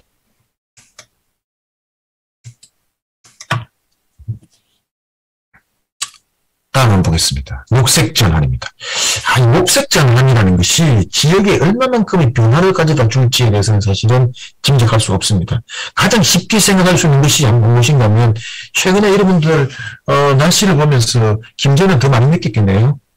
서해 황해하고 인접해 있었기 때문에 최근 한 몇 달 동안 하늘이 유독 작년부터 올해까지 재작년에 비해서 하늘이 맑다는 생각 해보셨습니까? 저는 그걸 요즘 많이 느낍니다. 하늘이 많이 맑아요. 그러면서 이렇게 생각, 코로나가 좀 더 오래되면 좋겠다 이런 생각합니다. 하늘이 너무 맑았어. 황사도 별로 없고 미세먼지도 없었고 중국에서 그만큼 덜 날아왔다는 거지. 그래서 사람들은 이렇게 이야기합니다. 녹색 전환되면 지역에 큰 변화가 있겠어? 우리 사실은 변화를 실감하고 있으면서 그 변화를 느끼고 있지 못하죠. 녹색 전환되게 되면 당장 없어질 것은 화력발전소 없어질 겁니다. 충남 당진 같은 데는요. 화력발전소 지금 없어질 겁니다. 화석연료 때문에 발전소도 없어지겠죠. 그래서 우리 지역에는 화력발전소도 없고, 화석 기반으로 하고 있는 에너지도 별로 없고 이래서 우리한테 녹색은 별 의미가 없을 거예요. 그렇게 생각하신다면 여러분들 중에서 만약 그런 생각을 가지고 계신다면 잘못 읽고 있습니다. 이미 아까 제가 처음에 말씀드렸지 않습니까? 코로나가 들이닥치고 난 뒤에 사람들에게 자동차의 수요 조사를 여러분은 제가 간접적으로 했듯이 수요를 물어봤지 않습니까? 다음 차는 무슨 차를 차시겠습니까? 전기차 살래요? 이렇게 합니다. 이게 바로 뭡니까? 에너지의 전환입니다. 여러분들 혹시 승용차로 타고 가시다가 지나가는 앞차가 경유차가 검은색 면을 뿜고 나가면 여러분들 기분이 어떠세요?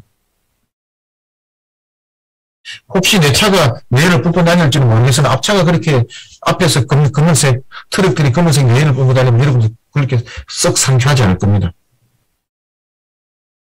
바꿔서 이야기하자. 무슨 말인가면 내연기관에서 전기기관을 보냈다는 그 핵심은 바로 뭡니까? 그린 아닙니까? 탄소 중립입니다. 앞으로 지구 온도를 1.5도 이상 올리면 안 된다는 겁니다. 그 1.5도를 넘어서면 지구는 망가진다는 것이죠. 그래서 탄소 중립하겠다는 겁니다. 이미 삶과 생활과 소비와 우리의 새로운 생활 규범에 나타나는 것 가운데 하나가 친환경적으로 이미 정화되고 있습니다. 돈을 더 내겠다는 겁니다. 내연기관 대신에 전기도 타겠다는 겁니다. 이게 바로 녹색 전환이잖아요. 그러니까 전라북도와 같이 그나마 있는 전통적인 제조 분야에서의 산업들이 화석 에너지 기반 또는 탄소 기반의 산업 구조를 가지고 있는 지역에서는 위기가 올 수밖에 없다는 겁니다. 다행스럽게도 제가 알기로는 익산과 같은 곳에서는 최근에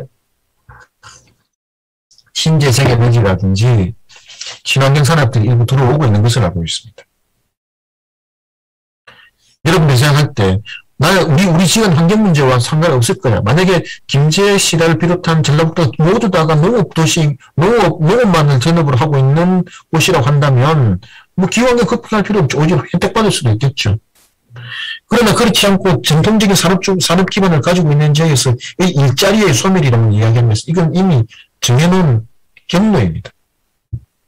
지역경제에 영향을 받는다는 것은 당연한 겁니다. 대표적으로 자동차 부품, 내연기관 자동차 부품 생산하는 기업들이 이제 더 이상 존립하기 힘든 상태에 몰려 있습니다. 제가 그래서 작년에 현대자동차 울산 공장에 현장을 방문했습니다. 아이오닉5가 만들어지는 공장이 현대자동차 1공장인데요. 그게 뭐 전통적으로 노사관계가 아주 안 좋았다는 것입니다. 그래서 옛날에 그 자동차 조립할 때, 내연기관 조립할 때 들어가던 그 아이오닉5 만들어내고 있습니다. 내연기관 만들 때 엔진을 조립하는 공정이 한 10m 정도였는데 그 공정이 싹 없어졌습니다. 깜짝 놀랐습니다. 나는 좀 뭐 비슷한 게 남아있을 거라고 생각했는데 그 라인들 전부 다 없어졌습니다. 혹시 여러분들 뭐 텔레비전 뉴스에서 보셨는지 모르겠는데 아니면 또 자동차 공장 가보셔서 아시는지 모르겠는데 자동차가요 조립되는 첫 번째 단계가 뭐냐면 차체를 만들어서 프레스로 차 모양을 막고 프레스를 찍어서 차 모양을 찍어내고 그것을 용접을 해서 차 모양을 만들고 도색을 끝나면 조립 라인에 딱 들어오면 제일 먼저 하는 일이 바로 뭐냐면 본넷에다가 엔진을 끼우는 일입니다. 그 라인 자체가 싹 없어져 버렸습니다. 그럼 무슨 라인으로 어떤 라인이 들어설까요? 그 라인 하나도 없고요. 텔레비전에서 혹시 보셨는지 모르겠는데 전기차 배터리 패널입니다. 자동차 넓이만 그러니까 아이오닉5 넓이만큼에 해당되는 배터리 패널이 밑에 쫙 깔려있고 자동차가 위에서 쭉 조립 라인 들어오면 그 배터리 패널이 있는 곳에 위에다 탁 달라붙고 약 한 2, 3분 만에 패널이 딱 붙으면 조립 끝입니다. 거기 있던 근로자들 어디 갔을까요? 현재 모빌에서 대부분 갔습니다. 그거 만들던 엔지니어도 어디 갔을까요? 이젠 필요 없다는 거지 않습니까? 이게 녹색이라고 이야기하는 것이 당장 우리가 말하는 환경이나 기후 문제가 아니라 산업구조에 직접적으로 영향을 미치고 그럼 화석 에너지 기반의 산업구조, 화석 에너지 기반의 산업구조, 탄소 기반의 산업구조를 가지고 있는 곳에서는 일자리의 문제. 근데 지금 전국과 같은 경우 사실은 후발주자들의 그 전통적인 산업구조를 가지고 있는 지역에서는 지금 이제 올라서려고 하는 그 순간 새로운 전환을 가져오지 않으면 안 되는 상황입니다. 그래서 제가 여러분들한테 아까 말씀드렸던 것처럼 코로나가 뭘 낳느냐. 녹색 전환과 기후 전환 변화를 엑셀런트로 확 밟아버립니다. 친환경 소비에 대한 소비자의 선호도를 확 증대시켰습니다. 여러분들 중에 제가 말씀드렸습니다. 주식 투자하시는 분들 계실 거라고. 아마 대부분 다 하시겠죠. 다 들어보셨죠? 탄소 배출권. 요즘 탄소 배출권 때문에 그 주식값 높아가는 회사는 많이 있습니다. 제가 어느 종목이라고 말씀드릴 수는 없습니다만 어떤 곳에서 200%까지 올랐습니다. 엄청납니다. 우리는 이런 변화의 시대에 살고 있고, 지금 우리가, 여러분들이 몸담고 있는 지역에서 지금 어떤 상태에 되어 있는지 한번 살펴보시면 잘 알 수 있다. 제가 또 하나 말씀드릴게요. 이것은 바로 지역 간의 불평등을 심화시키게 되는 계기입니다. 제가 아까 말씀드렸죠. 한국에 코로나가 왔을 때 언론에서 제일 많이 나왔던 것 중에 무엇인가? 제가 직장은 여기 혁신도 충북도 혁신도시에 있습니다만 지금 같이 식구들은 다른 곳에 있습니다. 코로나 오면서 사실은 제가 집에 한 3개월 동안, 한 2개월 동안 못 갔습니다. 젊은 사람들이 대단하더라고요. 자기네들은 서울에서 통근버스 타고 다니면서 출장도 못 가게 하고요. 어느 센터장, 어느 부서장이 장기 출장을 갔다 왔다, 막 그렇게 했어요. 이 코로나 시기에 그렇게 출장 다니면 되냐라고 직원들이 항의하기도 하고 그랬어요. 그래서 못 갔습니다. 무서웠어. 직원들 너무 무서웠어. 그때 우리한테 여러분들 제일 많이 들었던 이야기들 뭔지 아시죠? 코로나가 딱 들어오니까 제일 먼저 일어났던 일이 뭡니까? 국가 간의 봉쇄가 딱 일어났습니다. 비행기 안 떴습니다. 지역 간의 봉쇄 당연히 일어났죠. 사람들은 그렇게 생각했습니다. 코로나가 오면 지역 간의 이동 횟수는 줄어들 것이다 이렇게 이야기했죠. 이동이 줄어들 것이다 이렇게 이야기했습니다. 웬걸요? 제가 아까 말씀드렸지 않습니까? 2020년도를 기준으로 해서 살펴보니 코로나 이전보다 수도권 인구 집중률이 2배 이상 증가됐더라고요. 청년 인구 집중도는 더 높아졌다. 그래서 코로나19가 뭘 가져왔다? 도시화를 더욱더 가속화시키고 있다. 도시화 도운 곳에서는 더욱 도시화시키고 도시화 되지 못한 것은 더욱더 고립화시키는 양극화 현상을 가져왔다. 자, 그러니까 디지털 그림 전환 시대가 우리한테 혜택이냐? 우리한테 행운이냐? 그게 코로나가 가져뒀던 것이 우리한테 징벌이나 재앙이냐 하는 문제는 제가 여러분들한테 입 아프게 이야기할 필요 없습니다. 옆에 그냥 보시면 됩니다. 우리 지역에는 어떤 일이 일어났지? 행운이었을까? 저는 의문입니다. 그리고요, 이런 현상은 대단히 자연스럽습니다. 여기 혹시 젊으신 분들이 유튜브를 통해서 제 강연을 듣고 계실지는 모르겠는데, 여러분들도 어디 가시고 싶습니까? 그나마 도시에 가게 되면 핫플레이스 가고 싶습니다. 사람 모이는 곳에, 인테리어 잘 되어 있는 곳에, 그럴싸한 곳에 가고 싶습니다. 괜찮은 곳에 가고 싶어하죠. 저희 같은 노땅들이야, 늙은 사람들이야, 조용하고 사람 없는 데 가서 그냥 편하게 갔다 오고 싶은 생각이 좀 취향은 차이긴 합니다만. 이게요, 유인 효과라고 이야기하는 게 집중 효과라고 하는 것이 이게 마치 눈덩이가 굴러가듯이 이렇게 커지기 시작합니다. 도시화가 예컨대 숙련 노동자들, 우수 인재들, 정주여건이 괜찮은 데들, 강남이 그런 거지 않습니까? 강남이 그런 곳이잖아요. 사람들이 자꾸 모이잖아요. 모이기 시작해서 모이는 것입니다. 그러나 이 코로나19가 그런 현상을 좀 줄여줄 것이라고 생각했는데 웬걸요? 더욱더 가속화시키게 됐다는 거예요. 제가 그래서 이렇게 써봤습니다.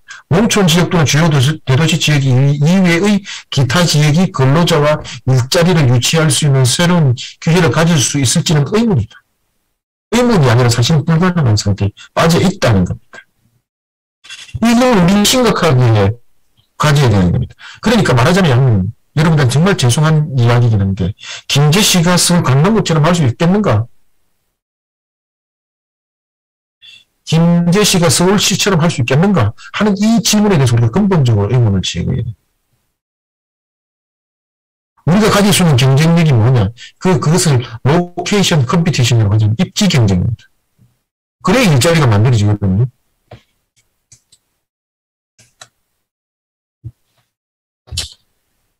그 다음에 디지털과 노동의 변화라고 하는 것은 아주 간단합니다. 여러분들한테 지금 화면이 좀 제법 그럴싸하게 그림이 그려져 있는데요. 이 그림을 보시지 말고 핵심은 이겁니다. 여기 보이는. 몇 가지만 이야기할게요. 플랫폼 산업이 생기고 디지털 리터러시 조금 어려운 말이 있죠. 디지털 능력자입니다. 디지털 독해력입니다. 자, 여러분들 제가 한번 물어보겠습니다. 저는 이제 정년이 다 되긴 한데요. 스마트폰 원하면 100분이 써야 됩니다. 여러분들 중에서 가지고 있는 스마트폰 중에서 기능의 몇 %까지는 내가 활용할 수 있다? 질문해 볼게요. 나는 스마트폰에 있는 기능 100%다 활용해. 거의 자유자재롭게 활용할 수 있어. 예라고 하는 사람 손 들어보십시오. 내가 여러분들 스마트폰 처음에 샀을 때 깔려져 있는 그 어플들 난 모두 다 사용해. 나는 스마트폰을 이용해서 금융 거래를 할 때 전혀 불안감이 없어. 그리고 새로운 가게, 어떤 좋은 가게를 지나가는데 그 가게에 들어갔더니 키오스크가 있어. 그 키오스크를 이용하면서 전혀 불편함이 없어. 몇 분이나 계실까요? 많지 않습니다.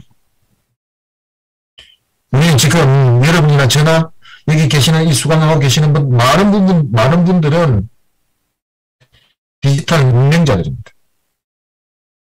디지털 문맹자들입니다. 그래서 OECD는 2018년에 이렇게 회원권들에게 권고합니다. 디지털 시대에 제일 많이 필요한 것은 바로 무엇인가 하면 디지털 문맹률을 낮춰야 된다. 그래서 제일 심각한 세대인 5, 60대 이상의 사람들, 5, 60대의 사람들에게 디지털 리터러시를 줄이기 위한 대대적인 대중교육 시스템을 갖추어야만 가능하다. 우리가 이제 앞으로 일이라고 이야기하는 것, 그게까지 설명할 필요 없습니다. 옛날에는 그냥 주의 깊게 손동작으로 움직일 수 있는 것들을 있었다고 한다면 이제는 그런 게 필요 없게 되는 상태. 기계에 빨리 적응하고 그 기계를 이용하는 그런 차원의 문제가 아니라 디지털화되어 있는 언어를 이해하고 그것을 습득하지 않으면 뒤처지게 되어 있고 뒤처지게 되었다라는 이야기는 나는 그만큼 나의 능력은, 역량은 그만큼 떨어져 있다는 것을 증명합니다. 사람들은 이렇게 이야기합니다. 최근의 변화대로 4차 산업혁명이 있습니다. 이렇게 이야기하는데요. 저는 4차 산업혁명이라는 말은 사실 살짝 동의하지 않습니다. 왜 그러냐면요. 산업혁명이 되기 위해서는 4차 산업혁명이 되기 위해서는 무엇이 바뀌어야 되는가 하면 근본적으로요. 생산력의 변화가 일어납니다. 생산력의 변화. 생산성의 근본적인 변화가 일어납니다. 여러분들이 과거에 학교 다닐 때 배웠던, 학교 다닐 때 공부했던 그 산업혁명에 대해서 한번 기억을 되살려 볼까요? 산업혁명을 이루면서 제일 먼저 일어나는 변화가 바로 뭡니까? 저는 산업혁명, 봉건제 사회에서 자본주의를 이어갔을 때 일어났던 산업혁명에서 제일 큰 변화는 인간의 손노동이 기계노동으로 전환된 것입니다. 대표적인 손노동이 기계노동으로 전환된 사례가 뭡니까? 무엇이죠? 배 짜는 기술이죠. 인간에게 가장 인류 역사상, 지금도 마찬가지입니다. 인류 역사상 산업혁명이 일어나기 전까지 인류에게 가장 크고 무서운 적은 바로 뭡니까? 자연과의 싸움입니다. 추위와 야수와 맹수들로부터의 위협으로부터 회피하는 것. 추위라고 했습니다. 추위를 견뎌내는 방법은 따뜻하면 되죠. 따뜻해지기 위해서 몸에 뭘 걸쳐야 됩니까? 옷을 입어야 되잖아요. 그래서 인간은 옷 만드는 기술을 오래전부터 만들고 있습니다. 그러나 인류가 생성되고 난 뒤에 수천 년 동안 사람들은 짐승을 잡아서 옷을 만들거나 자기 손으로 배를 짜서 만드는 정도밖에 되지 않았습니다. 그런데 산업혁명이 오면서 어떤 현상이 나타나죠? 배 짜고 실 만들고 배 짜는 기술이 무엇으로 전환됐습니까? 기계로 되었습니다. 자, 그러면 이 기계로 전환되면서 기계를 움직이는 건 뭐가 필요해요? 에너지가 필요하잖아요. 동력이 필요합니다. 기계를 움직이게 되니까. 그럼 그 기계를 움직이는 동력은 뭐였습니까? 옛날에 기계를 움직이는 것은 돈키호테가 나오는 그 풍차 밑에서 그 풍차를 이용해서 뭐를 돌립니까? 방안을 돌리죠. 그러니까 과거에는 기계를 돌리기 위해서 무엇을 의존했습니까? 자연력이 의존했습니다. 자연력 중에서 대표적인 자연력은 뭡니까? 물, 바람, 충력입니다. 짐승들. 작은 건 사람의 손으로 했겠죠. 그런데 배 짜는 기계, 실 만드는 기계와 짜는 기계가 만들어졌으니까 이 기계를 돌리고 생각하니까 기존에 있는 자연력으로는 안전은 안 됩니다. 왜냐하면 부정기적이죠. 바람 불 때 불고 물 있을 때 되고 안 되는 거죠. 안정적으로 생산할 수 있는 그 기술이 뭐라고 보시면 전기기관에 나온 겁니다. 석탄을 떠서 전기를 에너지를 이용해서 기계를 돌리게 된 겁니다. 손노동이 기계노동으로 전환되고 에너지가 자연력에서 전기기관으로 바뀌게 된 겁니다. 생산이 어떻게 됩니까? 이제까지 인류가 수천 년 동안 이루어냈던 그 생산을 단 몇 달 만에, 단 1년 만에 다 이루어내고 있습니다. 그게 산업혁명입니다. 그럼 4차 산업혁명은 뭡니까? 사람들 다 이렇게 해요. 4차 산업혁명 이야기하면서 인공지능 이야기하고, 디지털 이야기하고, 컴퓨터 이야기하고, 다 이렇게 이야기하는데요. 저는 이 혁명적인 변화가 나타나기 위해서는 무엇이 나타나야 되는가 하면, 첫 번째 나타나는 현상이, 혁명적인 변화의 첫 번째 모습은 생산성의 변화가 나타나야 됩니다. 손노동이 기계노동으로 바뀌고 기계노동이 전구노동으로 바뀐 것도 사실입니다. 화석동력이 핵과 신재생 에너지로 바뀐 것도 사실입니다. 대량 생산해서 맞춤형 무한반복 생산되는 건 마찬가지입니다. 옛날에 예컨대 무한반복 생산 잘 이해 안 되시죠? 제가 이렇게 강의하는 것이 한 번 하고 끝나는 것이 아니라 이 녹화해놨으면 수만 번, 수천 번 또 녹화됩니다. 아마 유튜브에 혹시 제 이름을 쳐보신 분이 계실지 모르겠습니다만 유튜브에 제 강의하는 거 엄청나게 올라와 있습니다. 무한생산, 반복적인 생산을 이루어지고 있지만 다른 제품들을 무한하게 생산해놓지는 못합니다. 따라서 과거 산업혁명에 버금갈 만큼의 생산성 정도는 아직까지 일어나고 있지 않아서 저는 4차 산업혁명이라는 말보다는 디지털과 그린 전환 시대라고 보는 것이 맞고 그 핵심적인 기술은 정보노동의 현실이 나타났다는 점만 말씀드리겠습니다. 아까 요즘 이야기 제일 많이 하고 있죠.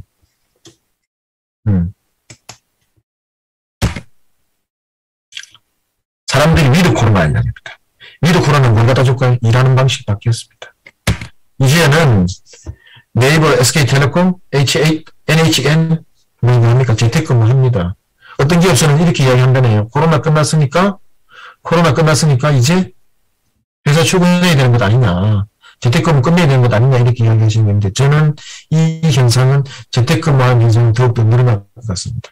대기업에서는 어떻게 나타날지 모르겠습니다만 창업을 한다든지 소기업을 하든지 자영업을 하는 사람들의 경우에는 전문직에 종사하시는 분들 재택근무 현상들은 더욱더 늘어날 것으로 예상이 되십니다. 그리고 이 코로나가 가져다줬던 디지털 전환 시대에 코로나가 가져다줬던 가장 불행한 현상을 4개의 계급으로 표현해 줄 수 있습니다. 첫 번째, 원격 근무가 가능한 노동자들. 이제 근데 저 같은 사람입니다. 코로나가 오든 말든 아무런 관계도 하지 않습니다. 임금 변화를 하지 않고 일자리 위험도 없습니다. 두 번째 계급입니다. 필수 노동자들입니다. 소방관, 간호사, 의사 이런 사람들이죠. 코로나 시대에 가장 힘든 노동자들이 됐습니다. 업무적으로. 세 번째 계급입니다. unpaid입니다. 실업자들입니다. 코로나 때문에 대량 실업 생겼습니다. 네 번째 계급, 잊혀진 계급들입니다. 이 잊혀진 계급이라는 것이 이제 자연스럽게 생겨날 수밖에 없습니다. 우리 지금 그런 시대에 살고 있습니다. 자, 그래서 경제는 전라북도가 전주, 완주, 그 다음에 군산을 포함해서 완주 김제까지 전라북도는 고용 안전 선제된 패키지 사업을 지원받는 지역으로 선정되어 있습니다. 제가 아까 앞에서 말씀드렸던 것처럼 전북과 같은 곳은 전북에서 특히 김제와 같은 곳은 이미 일자리 위기가 상당히 진행되고 있는 것으로 보아집니다. 아까 말씀드렸던 그런 그 바닥이 흐르고 있는 커다란 변화들에 의해서 이루어지고 있는 것이죠. 그래서 이 김제에서 이루어지고 있는 고용 안전 선제된 패키지 사업은 이런 사업입니다.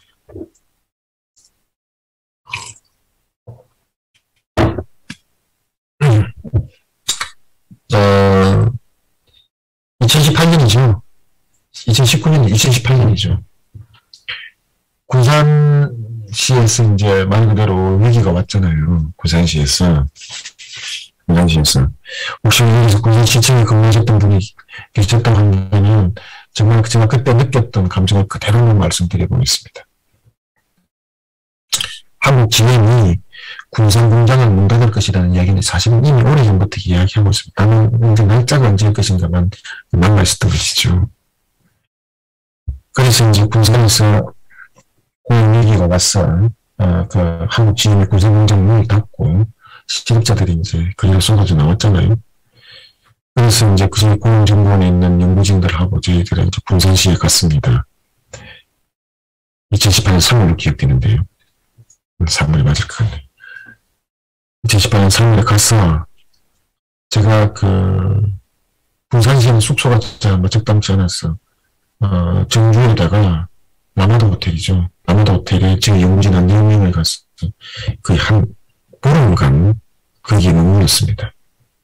그리고 군산시 지연대우의 군산공장이 문을 닫았을 때 일어나는 일들이 무엇인가를 조사를 했어요. 그러면서 거기 이제 실제 조사를 하고 일자리 그 위기에 대응하는 방안을 마련하기 위해서 뒤에 했던 이야기입니다만 당시 고용노동부에 있는 모 국과장은 이렇게 이야기했습니다. 중년학생들 백지수표를 손에 쥐어서 보내준 것과 마찬가지다. 일자리 사업을 하기 위해서 위기가 출발되는 시점에서부터 시작해서 위기가 끝날 때까지 어떻게 하면 좋을 것인가를 설계안을 짰습니다. 위기 대응망을 만들었습니다. 정부에 보고를 했습니다. 바로 한 30일이 바로 지원되어서 위기를 극복하기 위한 대응방안을 만들었습니다. 그런데 제가 많이 실망했습니다. 정말 실망했습니다. 지역사회와 특히 지자체의 대응을 하는 모습을 보고 저는 엄청나게 실망했습니다. 이런 군산에서의 고용위기라는 것이 어느 날 갑자기 떨어진 것이 아니다. 이미 현대중공업이 군산조선소를 문 닫겠다는 이야기는 오래전부터 했고 한국 GM이 군산공장을 문 닫을 것이라는 것 또한 오래전부터 이야기하고요. 그런데 정작 현재 GM 대우가 문을 닫고 난 뒤에도 자치단체에서는 적극적으로 대응하고 무엇을 할 수 있을지에 대해서도 계획조차도 없더라. 실망했습니다. 그런데 어떻든 정부가 고용위기 지역으로 지정하고 예산을 투입하고 위기를 대응하기 위해서 각가지 노력도 했습니다.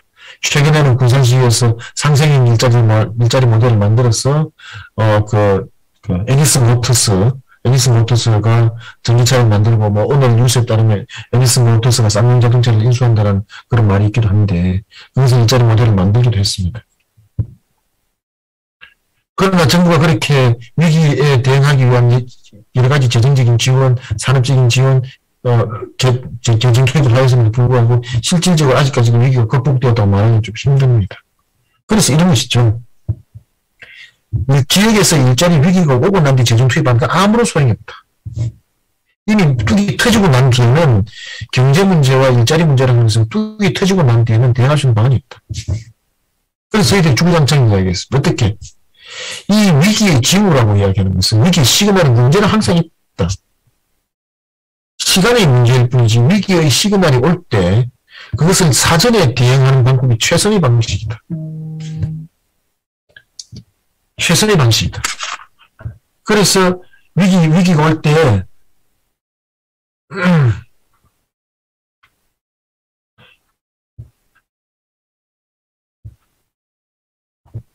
위기가 와서 대응하는 것은 방법이 없다.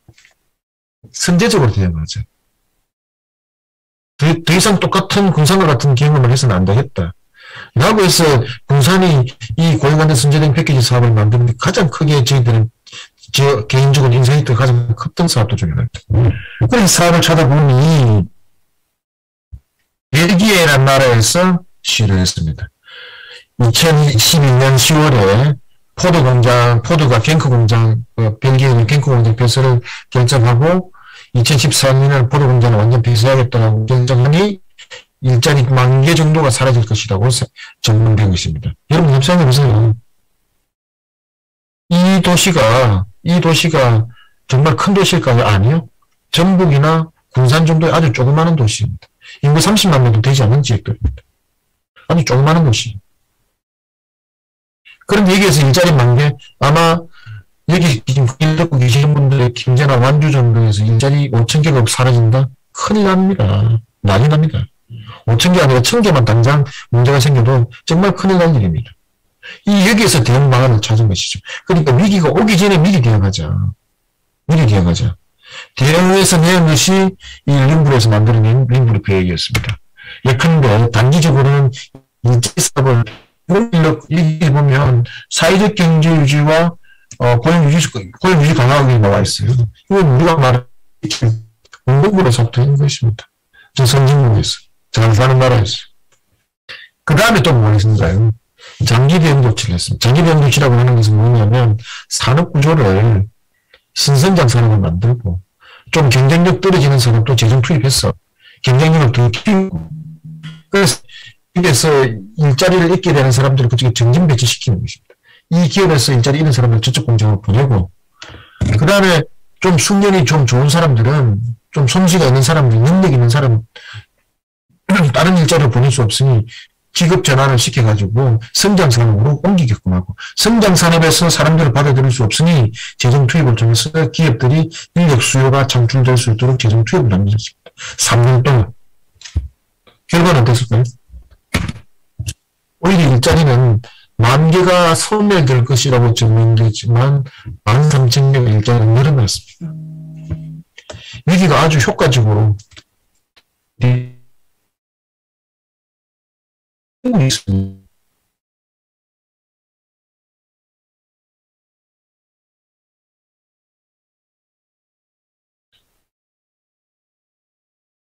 여기에는 의문이 있습니다. 얘네들은 어떻게 했지? 우리도 그렇게 하고 있는데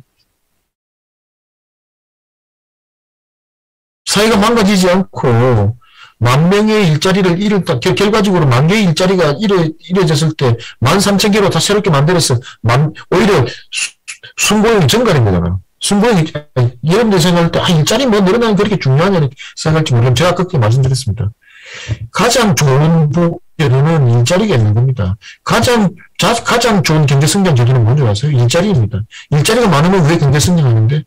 일자리가 많으면 일하는 사람이 많으면 그만큼 돈 버는 사람이 많습니다. 돈 버는 사람이 많다는 이야기는 그만큼 소비하는 사람이 많다는 거예요.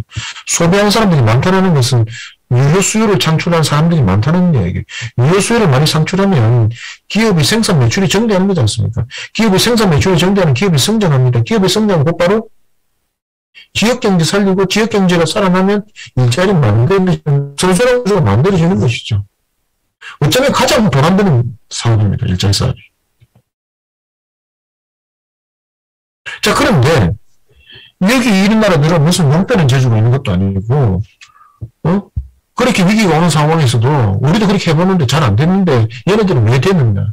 여러분들 기억 밑에 한번 보시죠. 우리가 부러운 제도입니다. 벨기에라는 나라.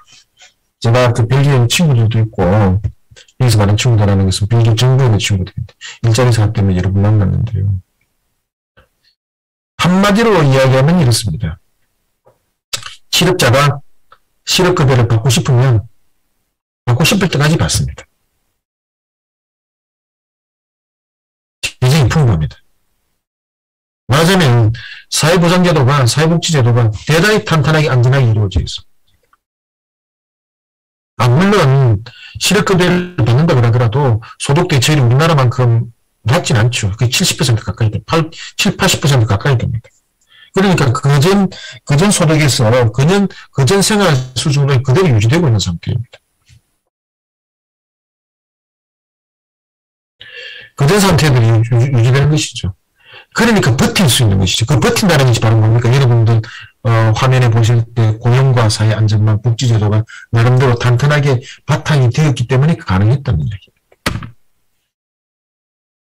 그래서 이제 가장 중요한 핵심 사업은 핵심은 이겁니다. 이제 제가 여러분에게 더 놓고 이야기합니다. 일자리 사업을 경제 성장을 하기 위해서 중앙정부가 할 수 있는 일은 이제 많지 않다. 이게 중앙정부가 할 수 있는 가장 확실한 일은 국가 미래와 전략과 관련된 비전에 대해서는 발표하고 재정 지원 방향은 이야기할 수 있지만 어떤 기업을 지원하고 어떤 지역을 지원해서 부흥시킬 수 있을 만큼의 그런 상태는 이제는 아니다. 이제 그런 나라는 아니다. 요즘 설계자 이런 말 되게 많이 쓰는데요. 이제 그 설계자는 중앙정부는 방향만 정하고 그 구체적인 설계자는 누가 되야 된다? 그건 지역입니다. 이제 이렇게까지 내려온 겁니다. 내려왔습니다. 그리고 그런 기회가 이제 와 있는 상태입니다. 그래서 아까 제가 말씀드렸던 것처럼 아까 앞에서 말씀드렸던 모든 이야기의 줄기는 딱 한 가지에 나오고 있다는 거 알고 계십니까? 지역이 이제는 지역 경제가 이제는 쉽지 않다는 겁니다. 해져 있다는 겁니다. 위기가 온다는 거. 그래서 선제적으로 대응하지 않으면 안 되는 상황에 우리가 놓여 있다라는 그 뜻을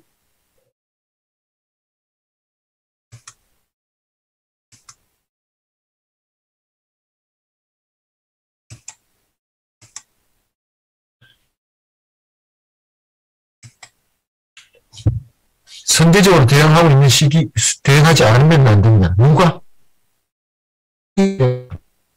지역이 그것을 맡아야 됩니다. 그런데 문제는 있죠. 어떤 문제가 있습니까? 돈이 없지 않습니까? 돈이 없습니다. 자, 그러니까 방금 딱 두 가지죠. 정부가 돈을 내고 설계도는 지역에서 짜는 겁니다. 그렇게 하자는 겁니다. 그래서 만들어낸 제도가 고행하는 선제된 패키지 사업입니다.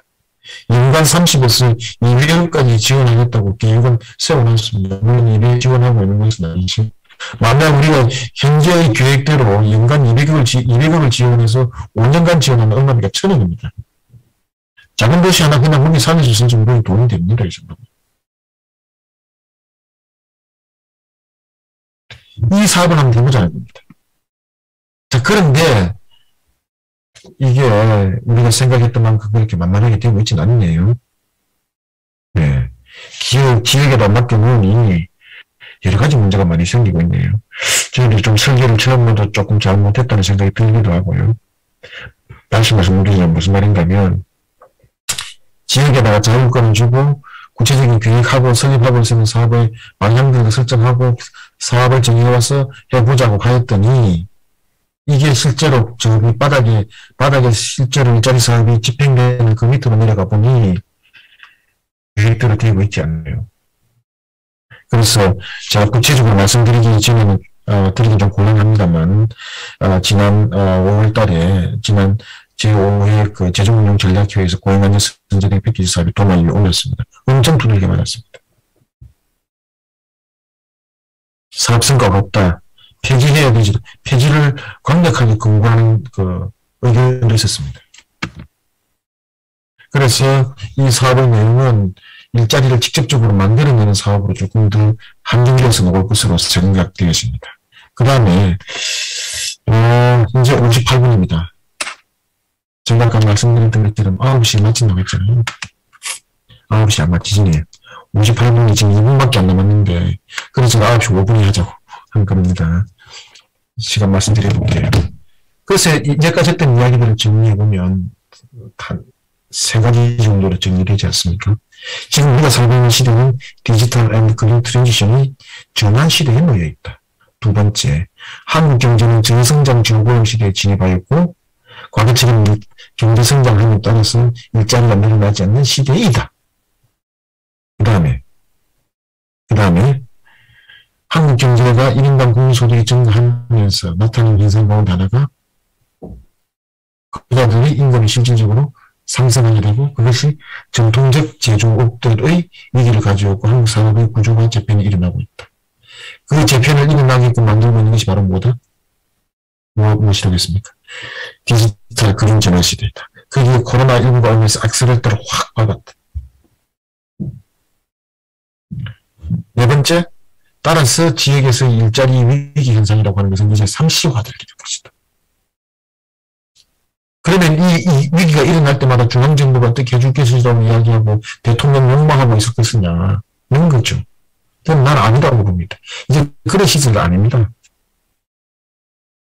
그럼 누가 해야 되겠습니까? 그럼 지역이 해야 되겠죠. 지역이 하는데 지금 보니 이렇게 해서는 절대로 안 되겠다. 뭔가 전략이 있고 설계도가 있어야 되지 않느냐. 액션 플랜이 있어야 되는 거죠.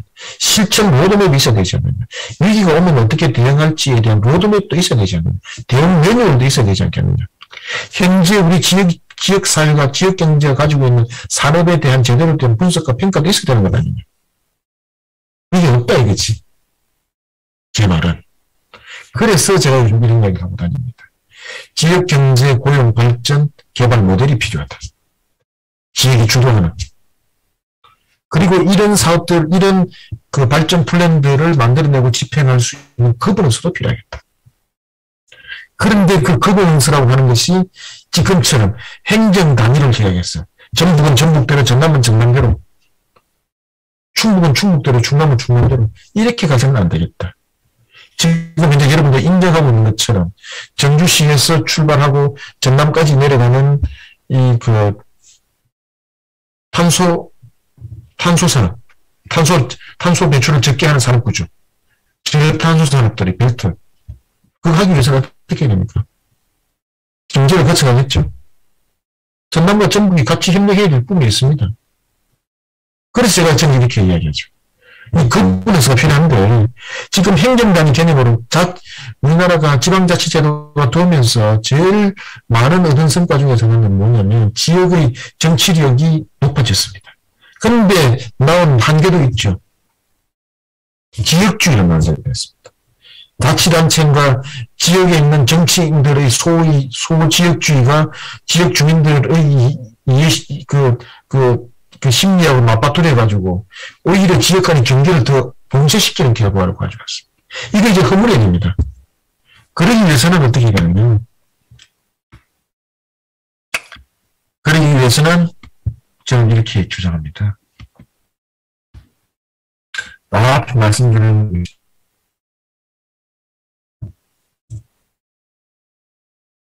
행정 단위를 벗어나는 초강력군들. 다행스럽게도 제가 이 이야기를 언제부터 했는가 하면 작년 중반 때부터 제가 대통령 기수 정책기획위원회 위원 전문위원입니다. 거기서 우리가 TF를 운영하면서 만들어냈던 개념이 뭐냐면 이 일자리 사업도 이제는 그냥 행정단위로 가서는 안 된다. 행정단위를 넘어서야 된다. 그것이 기초단위이든 광역단위이든 이 행정단위를 벗어난다. 그런 의미에서 초광역단위의 고용 거버넌스를 만들어야 된다. 라고 이야기했는데 지난 월요일에 대통령의 주재하는 회의에서 초광역 협력관 이런 워딩들이 나오고 있죠. 일자리 사업도 이제는 그렇게 개념이라는 거죠. 지금 고용안전 선제된 패키지라고 전북에다가 예산이 내려가긴 했는데 이게 자치단체 3개가 지금 붙어있긴 한데 이게 또 제가 보니까 협력이 잘 안 되는 것 같더라고요. 이렇게 했으면 내 지역에서 뭔가 이득이 생길 거 예산이 좀 풀릴 것 같아서 기대감이 생길지는 모르겠지만 궁극적으로 과거에 했던 패턴은 그대로 돌아갈 것이다. 나는 성공하지 못할 거라고 생각합니다. 그래서 결론적으로 이야기하면 저는 오늘 여러분들한테 이 짧은 시간 동안에 엄청나게 많은 제가 요즘 연구하고 있기도 하고 여러 가지 강연에서도 하고 있는 이야기를 많이 말씀드렸는데요. 결과적으로 지금 이 시대의 지역 일자리의 변화라고 하는 것은 너무나 당연한 것이고요. 그 변화는 변화 자체에 끝나는 것이 아니라 그건 위기로 가는 겁니다. 과거 잘 되던, 지금 잘 되고 있는 지역은 여전히 잘 될 거고요. 안 되는 지역은 여전히 안 될 겁니다. 하루아침에 되지 않습니다. 그렇게 하기 위해서는 안 되는 지역은 잘 되는 지역에 붙어야 돼요. 그러기 위해서는 지역이 주도하는 경제발전 모델을 개발 전략을 만들어내야 돼요. 좀 우스운 이야기이긴 하지만. 그래서 그 실천로, 액션 플랜도 만들어내고요. 구체적으로 예산을 어떻게 확보할 것인가도 만들어내야 됩니다. 앞으로 보십시오. 대통령 선거 있고, 지방자치단체장 선거 있습니다. 거기에서 무슨 이야기 하는지 여러분 한번 지켜보십시오. 아마 일자리 만든다, 복지 형성시킨다, 뭐 일자리 많이 만든다 하겠지만 옛날 했던 이야기가 공허한 이야기일 뿐입니다. 거기에 설계도 없이, 전략도 없이, 설계도 없이, 설계도도 없이, 액션 플랜도 없이, 로드맵도 없이 어떻게 하겠습니까? 못합니다. 한번 들어보십시오. 과연 우리 지역에 있는 정치적 리더십들은 그런 것을 실천하기 위해서 어떤 역량들을 모아가는지 한번 보십시오. 그리고 저는 대놓고도 이야기합니다. 지금 여기 제 강의를 듣고 계시는 분들의 상당 부분은 자치단체의 공무원이시거나 일자리 받는 공무원이시거나 일자리 사업 수행하는 기관들에 계시는 분들일 텐데 여러분들이 바로 전문가입니다. 의견 내셔야 되고 그래서 밑에 제가 써놨지 않습니까? 바텀업이라 밑바닥에서 의견 올려야 됩니다. 우리 지역의 일자리 사업들은 이렇게 되어야 된다고 바텀 되어야 되는 것이고 3단에서는 개발 전략들이 나와야 됩니다. 일자리 전략. 그걸 그냥 우리 김제시만 하겠다? 아니에요. 다른 옆에 있는 이웃과 경제권력이 생활권력으로 지금 되어 있잖아요. 이렇게 묶어내는 방식입니다. 그걸 하기 위해서는 오피니언 리더들의 관리가 중요하죠. 결론적으로 이야기하자면 현재 그 지역 일자리 위기 있는 상시화될 것이고 그것을 대응하는 거버넌스의 체계들은 대단히 중요하게 될 것이다. 그게 우리 과제이다 이렇게 보셨습니다. 누구든지 간에 계획이 그 설계도가 있고 재료가 있으면 계획과 설계도라는 것은 전략이고요. 실천 방식이라고 하는 것은 그 수행 기간입니다. 그 다음에 요소라고 하는 부분은 그건 재정이지 않습니까? 그런 그 일자리 사업들의 그 진료관련 여러분들이 핵심적인 주체가 되시기를 진심으로 바람하지 않습니다. 강의를 하시는 도중에 아무도 질문을 주시지 않았습니다. 아마 빨리 끝내고 싶다는 다들 그런 바람으로 질문을 주시지 않은 것으로 생각되어지고요. 약속드린 대로 강의를 마치겠습니다. 지금까지 고생 많으셨고요. 제가 혹시 여러분들의 평소의 생각과 일치하시는 부분이 있었다면 조금 정리된 생각이었을 것이고 만약 제가 다른 생각을 가지고 있었다고 하는 분들이 계신다면 이번 기회를 통해서 일자리 사업에 대한 접근도 저렇게 하는구나라고 새롭게 인식해 주시면 좋을 것 같고 그러나 팩트는 분명하게 우리는 엄청난 변화의 시대에 놓여 있고 그것은 우리에게 새로운 기회가 될지 새로운 또 다른 위기가 될지에 대해서는 판단할 수는 없지만 제가 볼 때 지역의 입장에서 볼 때는 위기의 요소가 더 강하다. 그래서 일상화되어 있다. 문제를 말씀을 드리면서 오늘 강의를 마치도록 하겠습니다. 지금까지 수고 많으셨습니다. 감사합니다.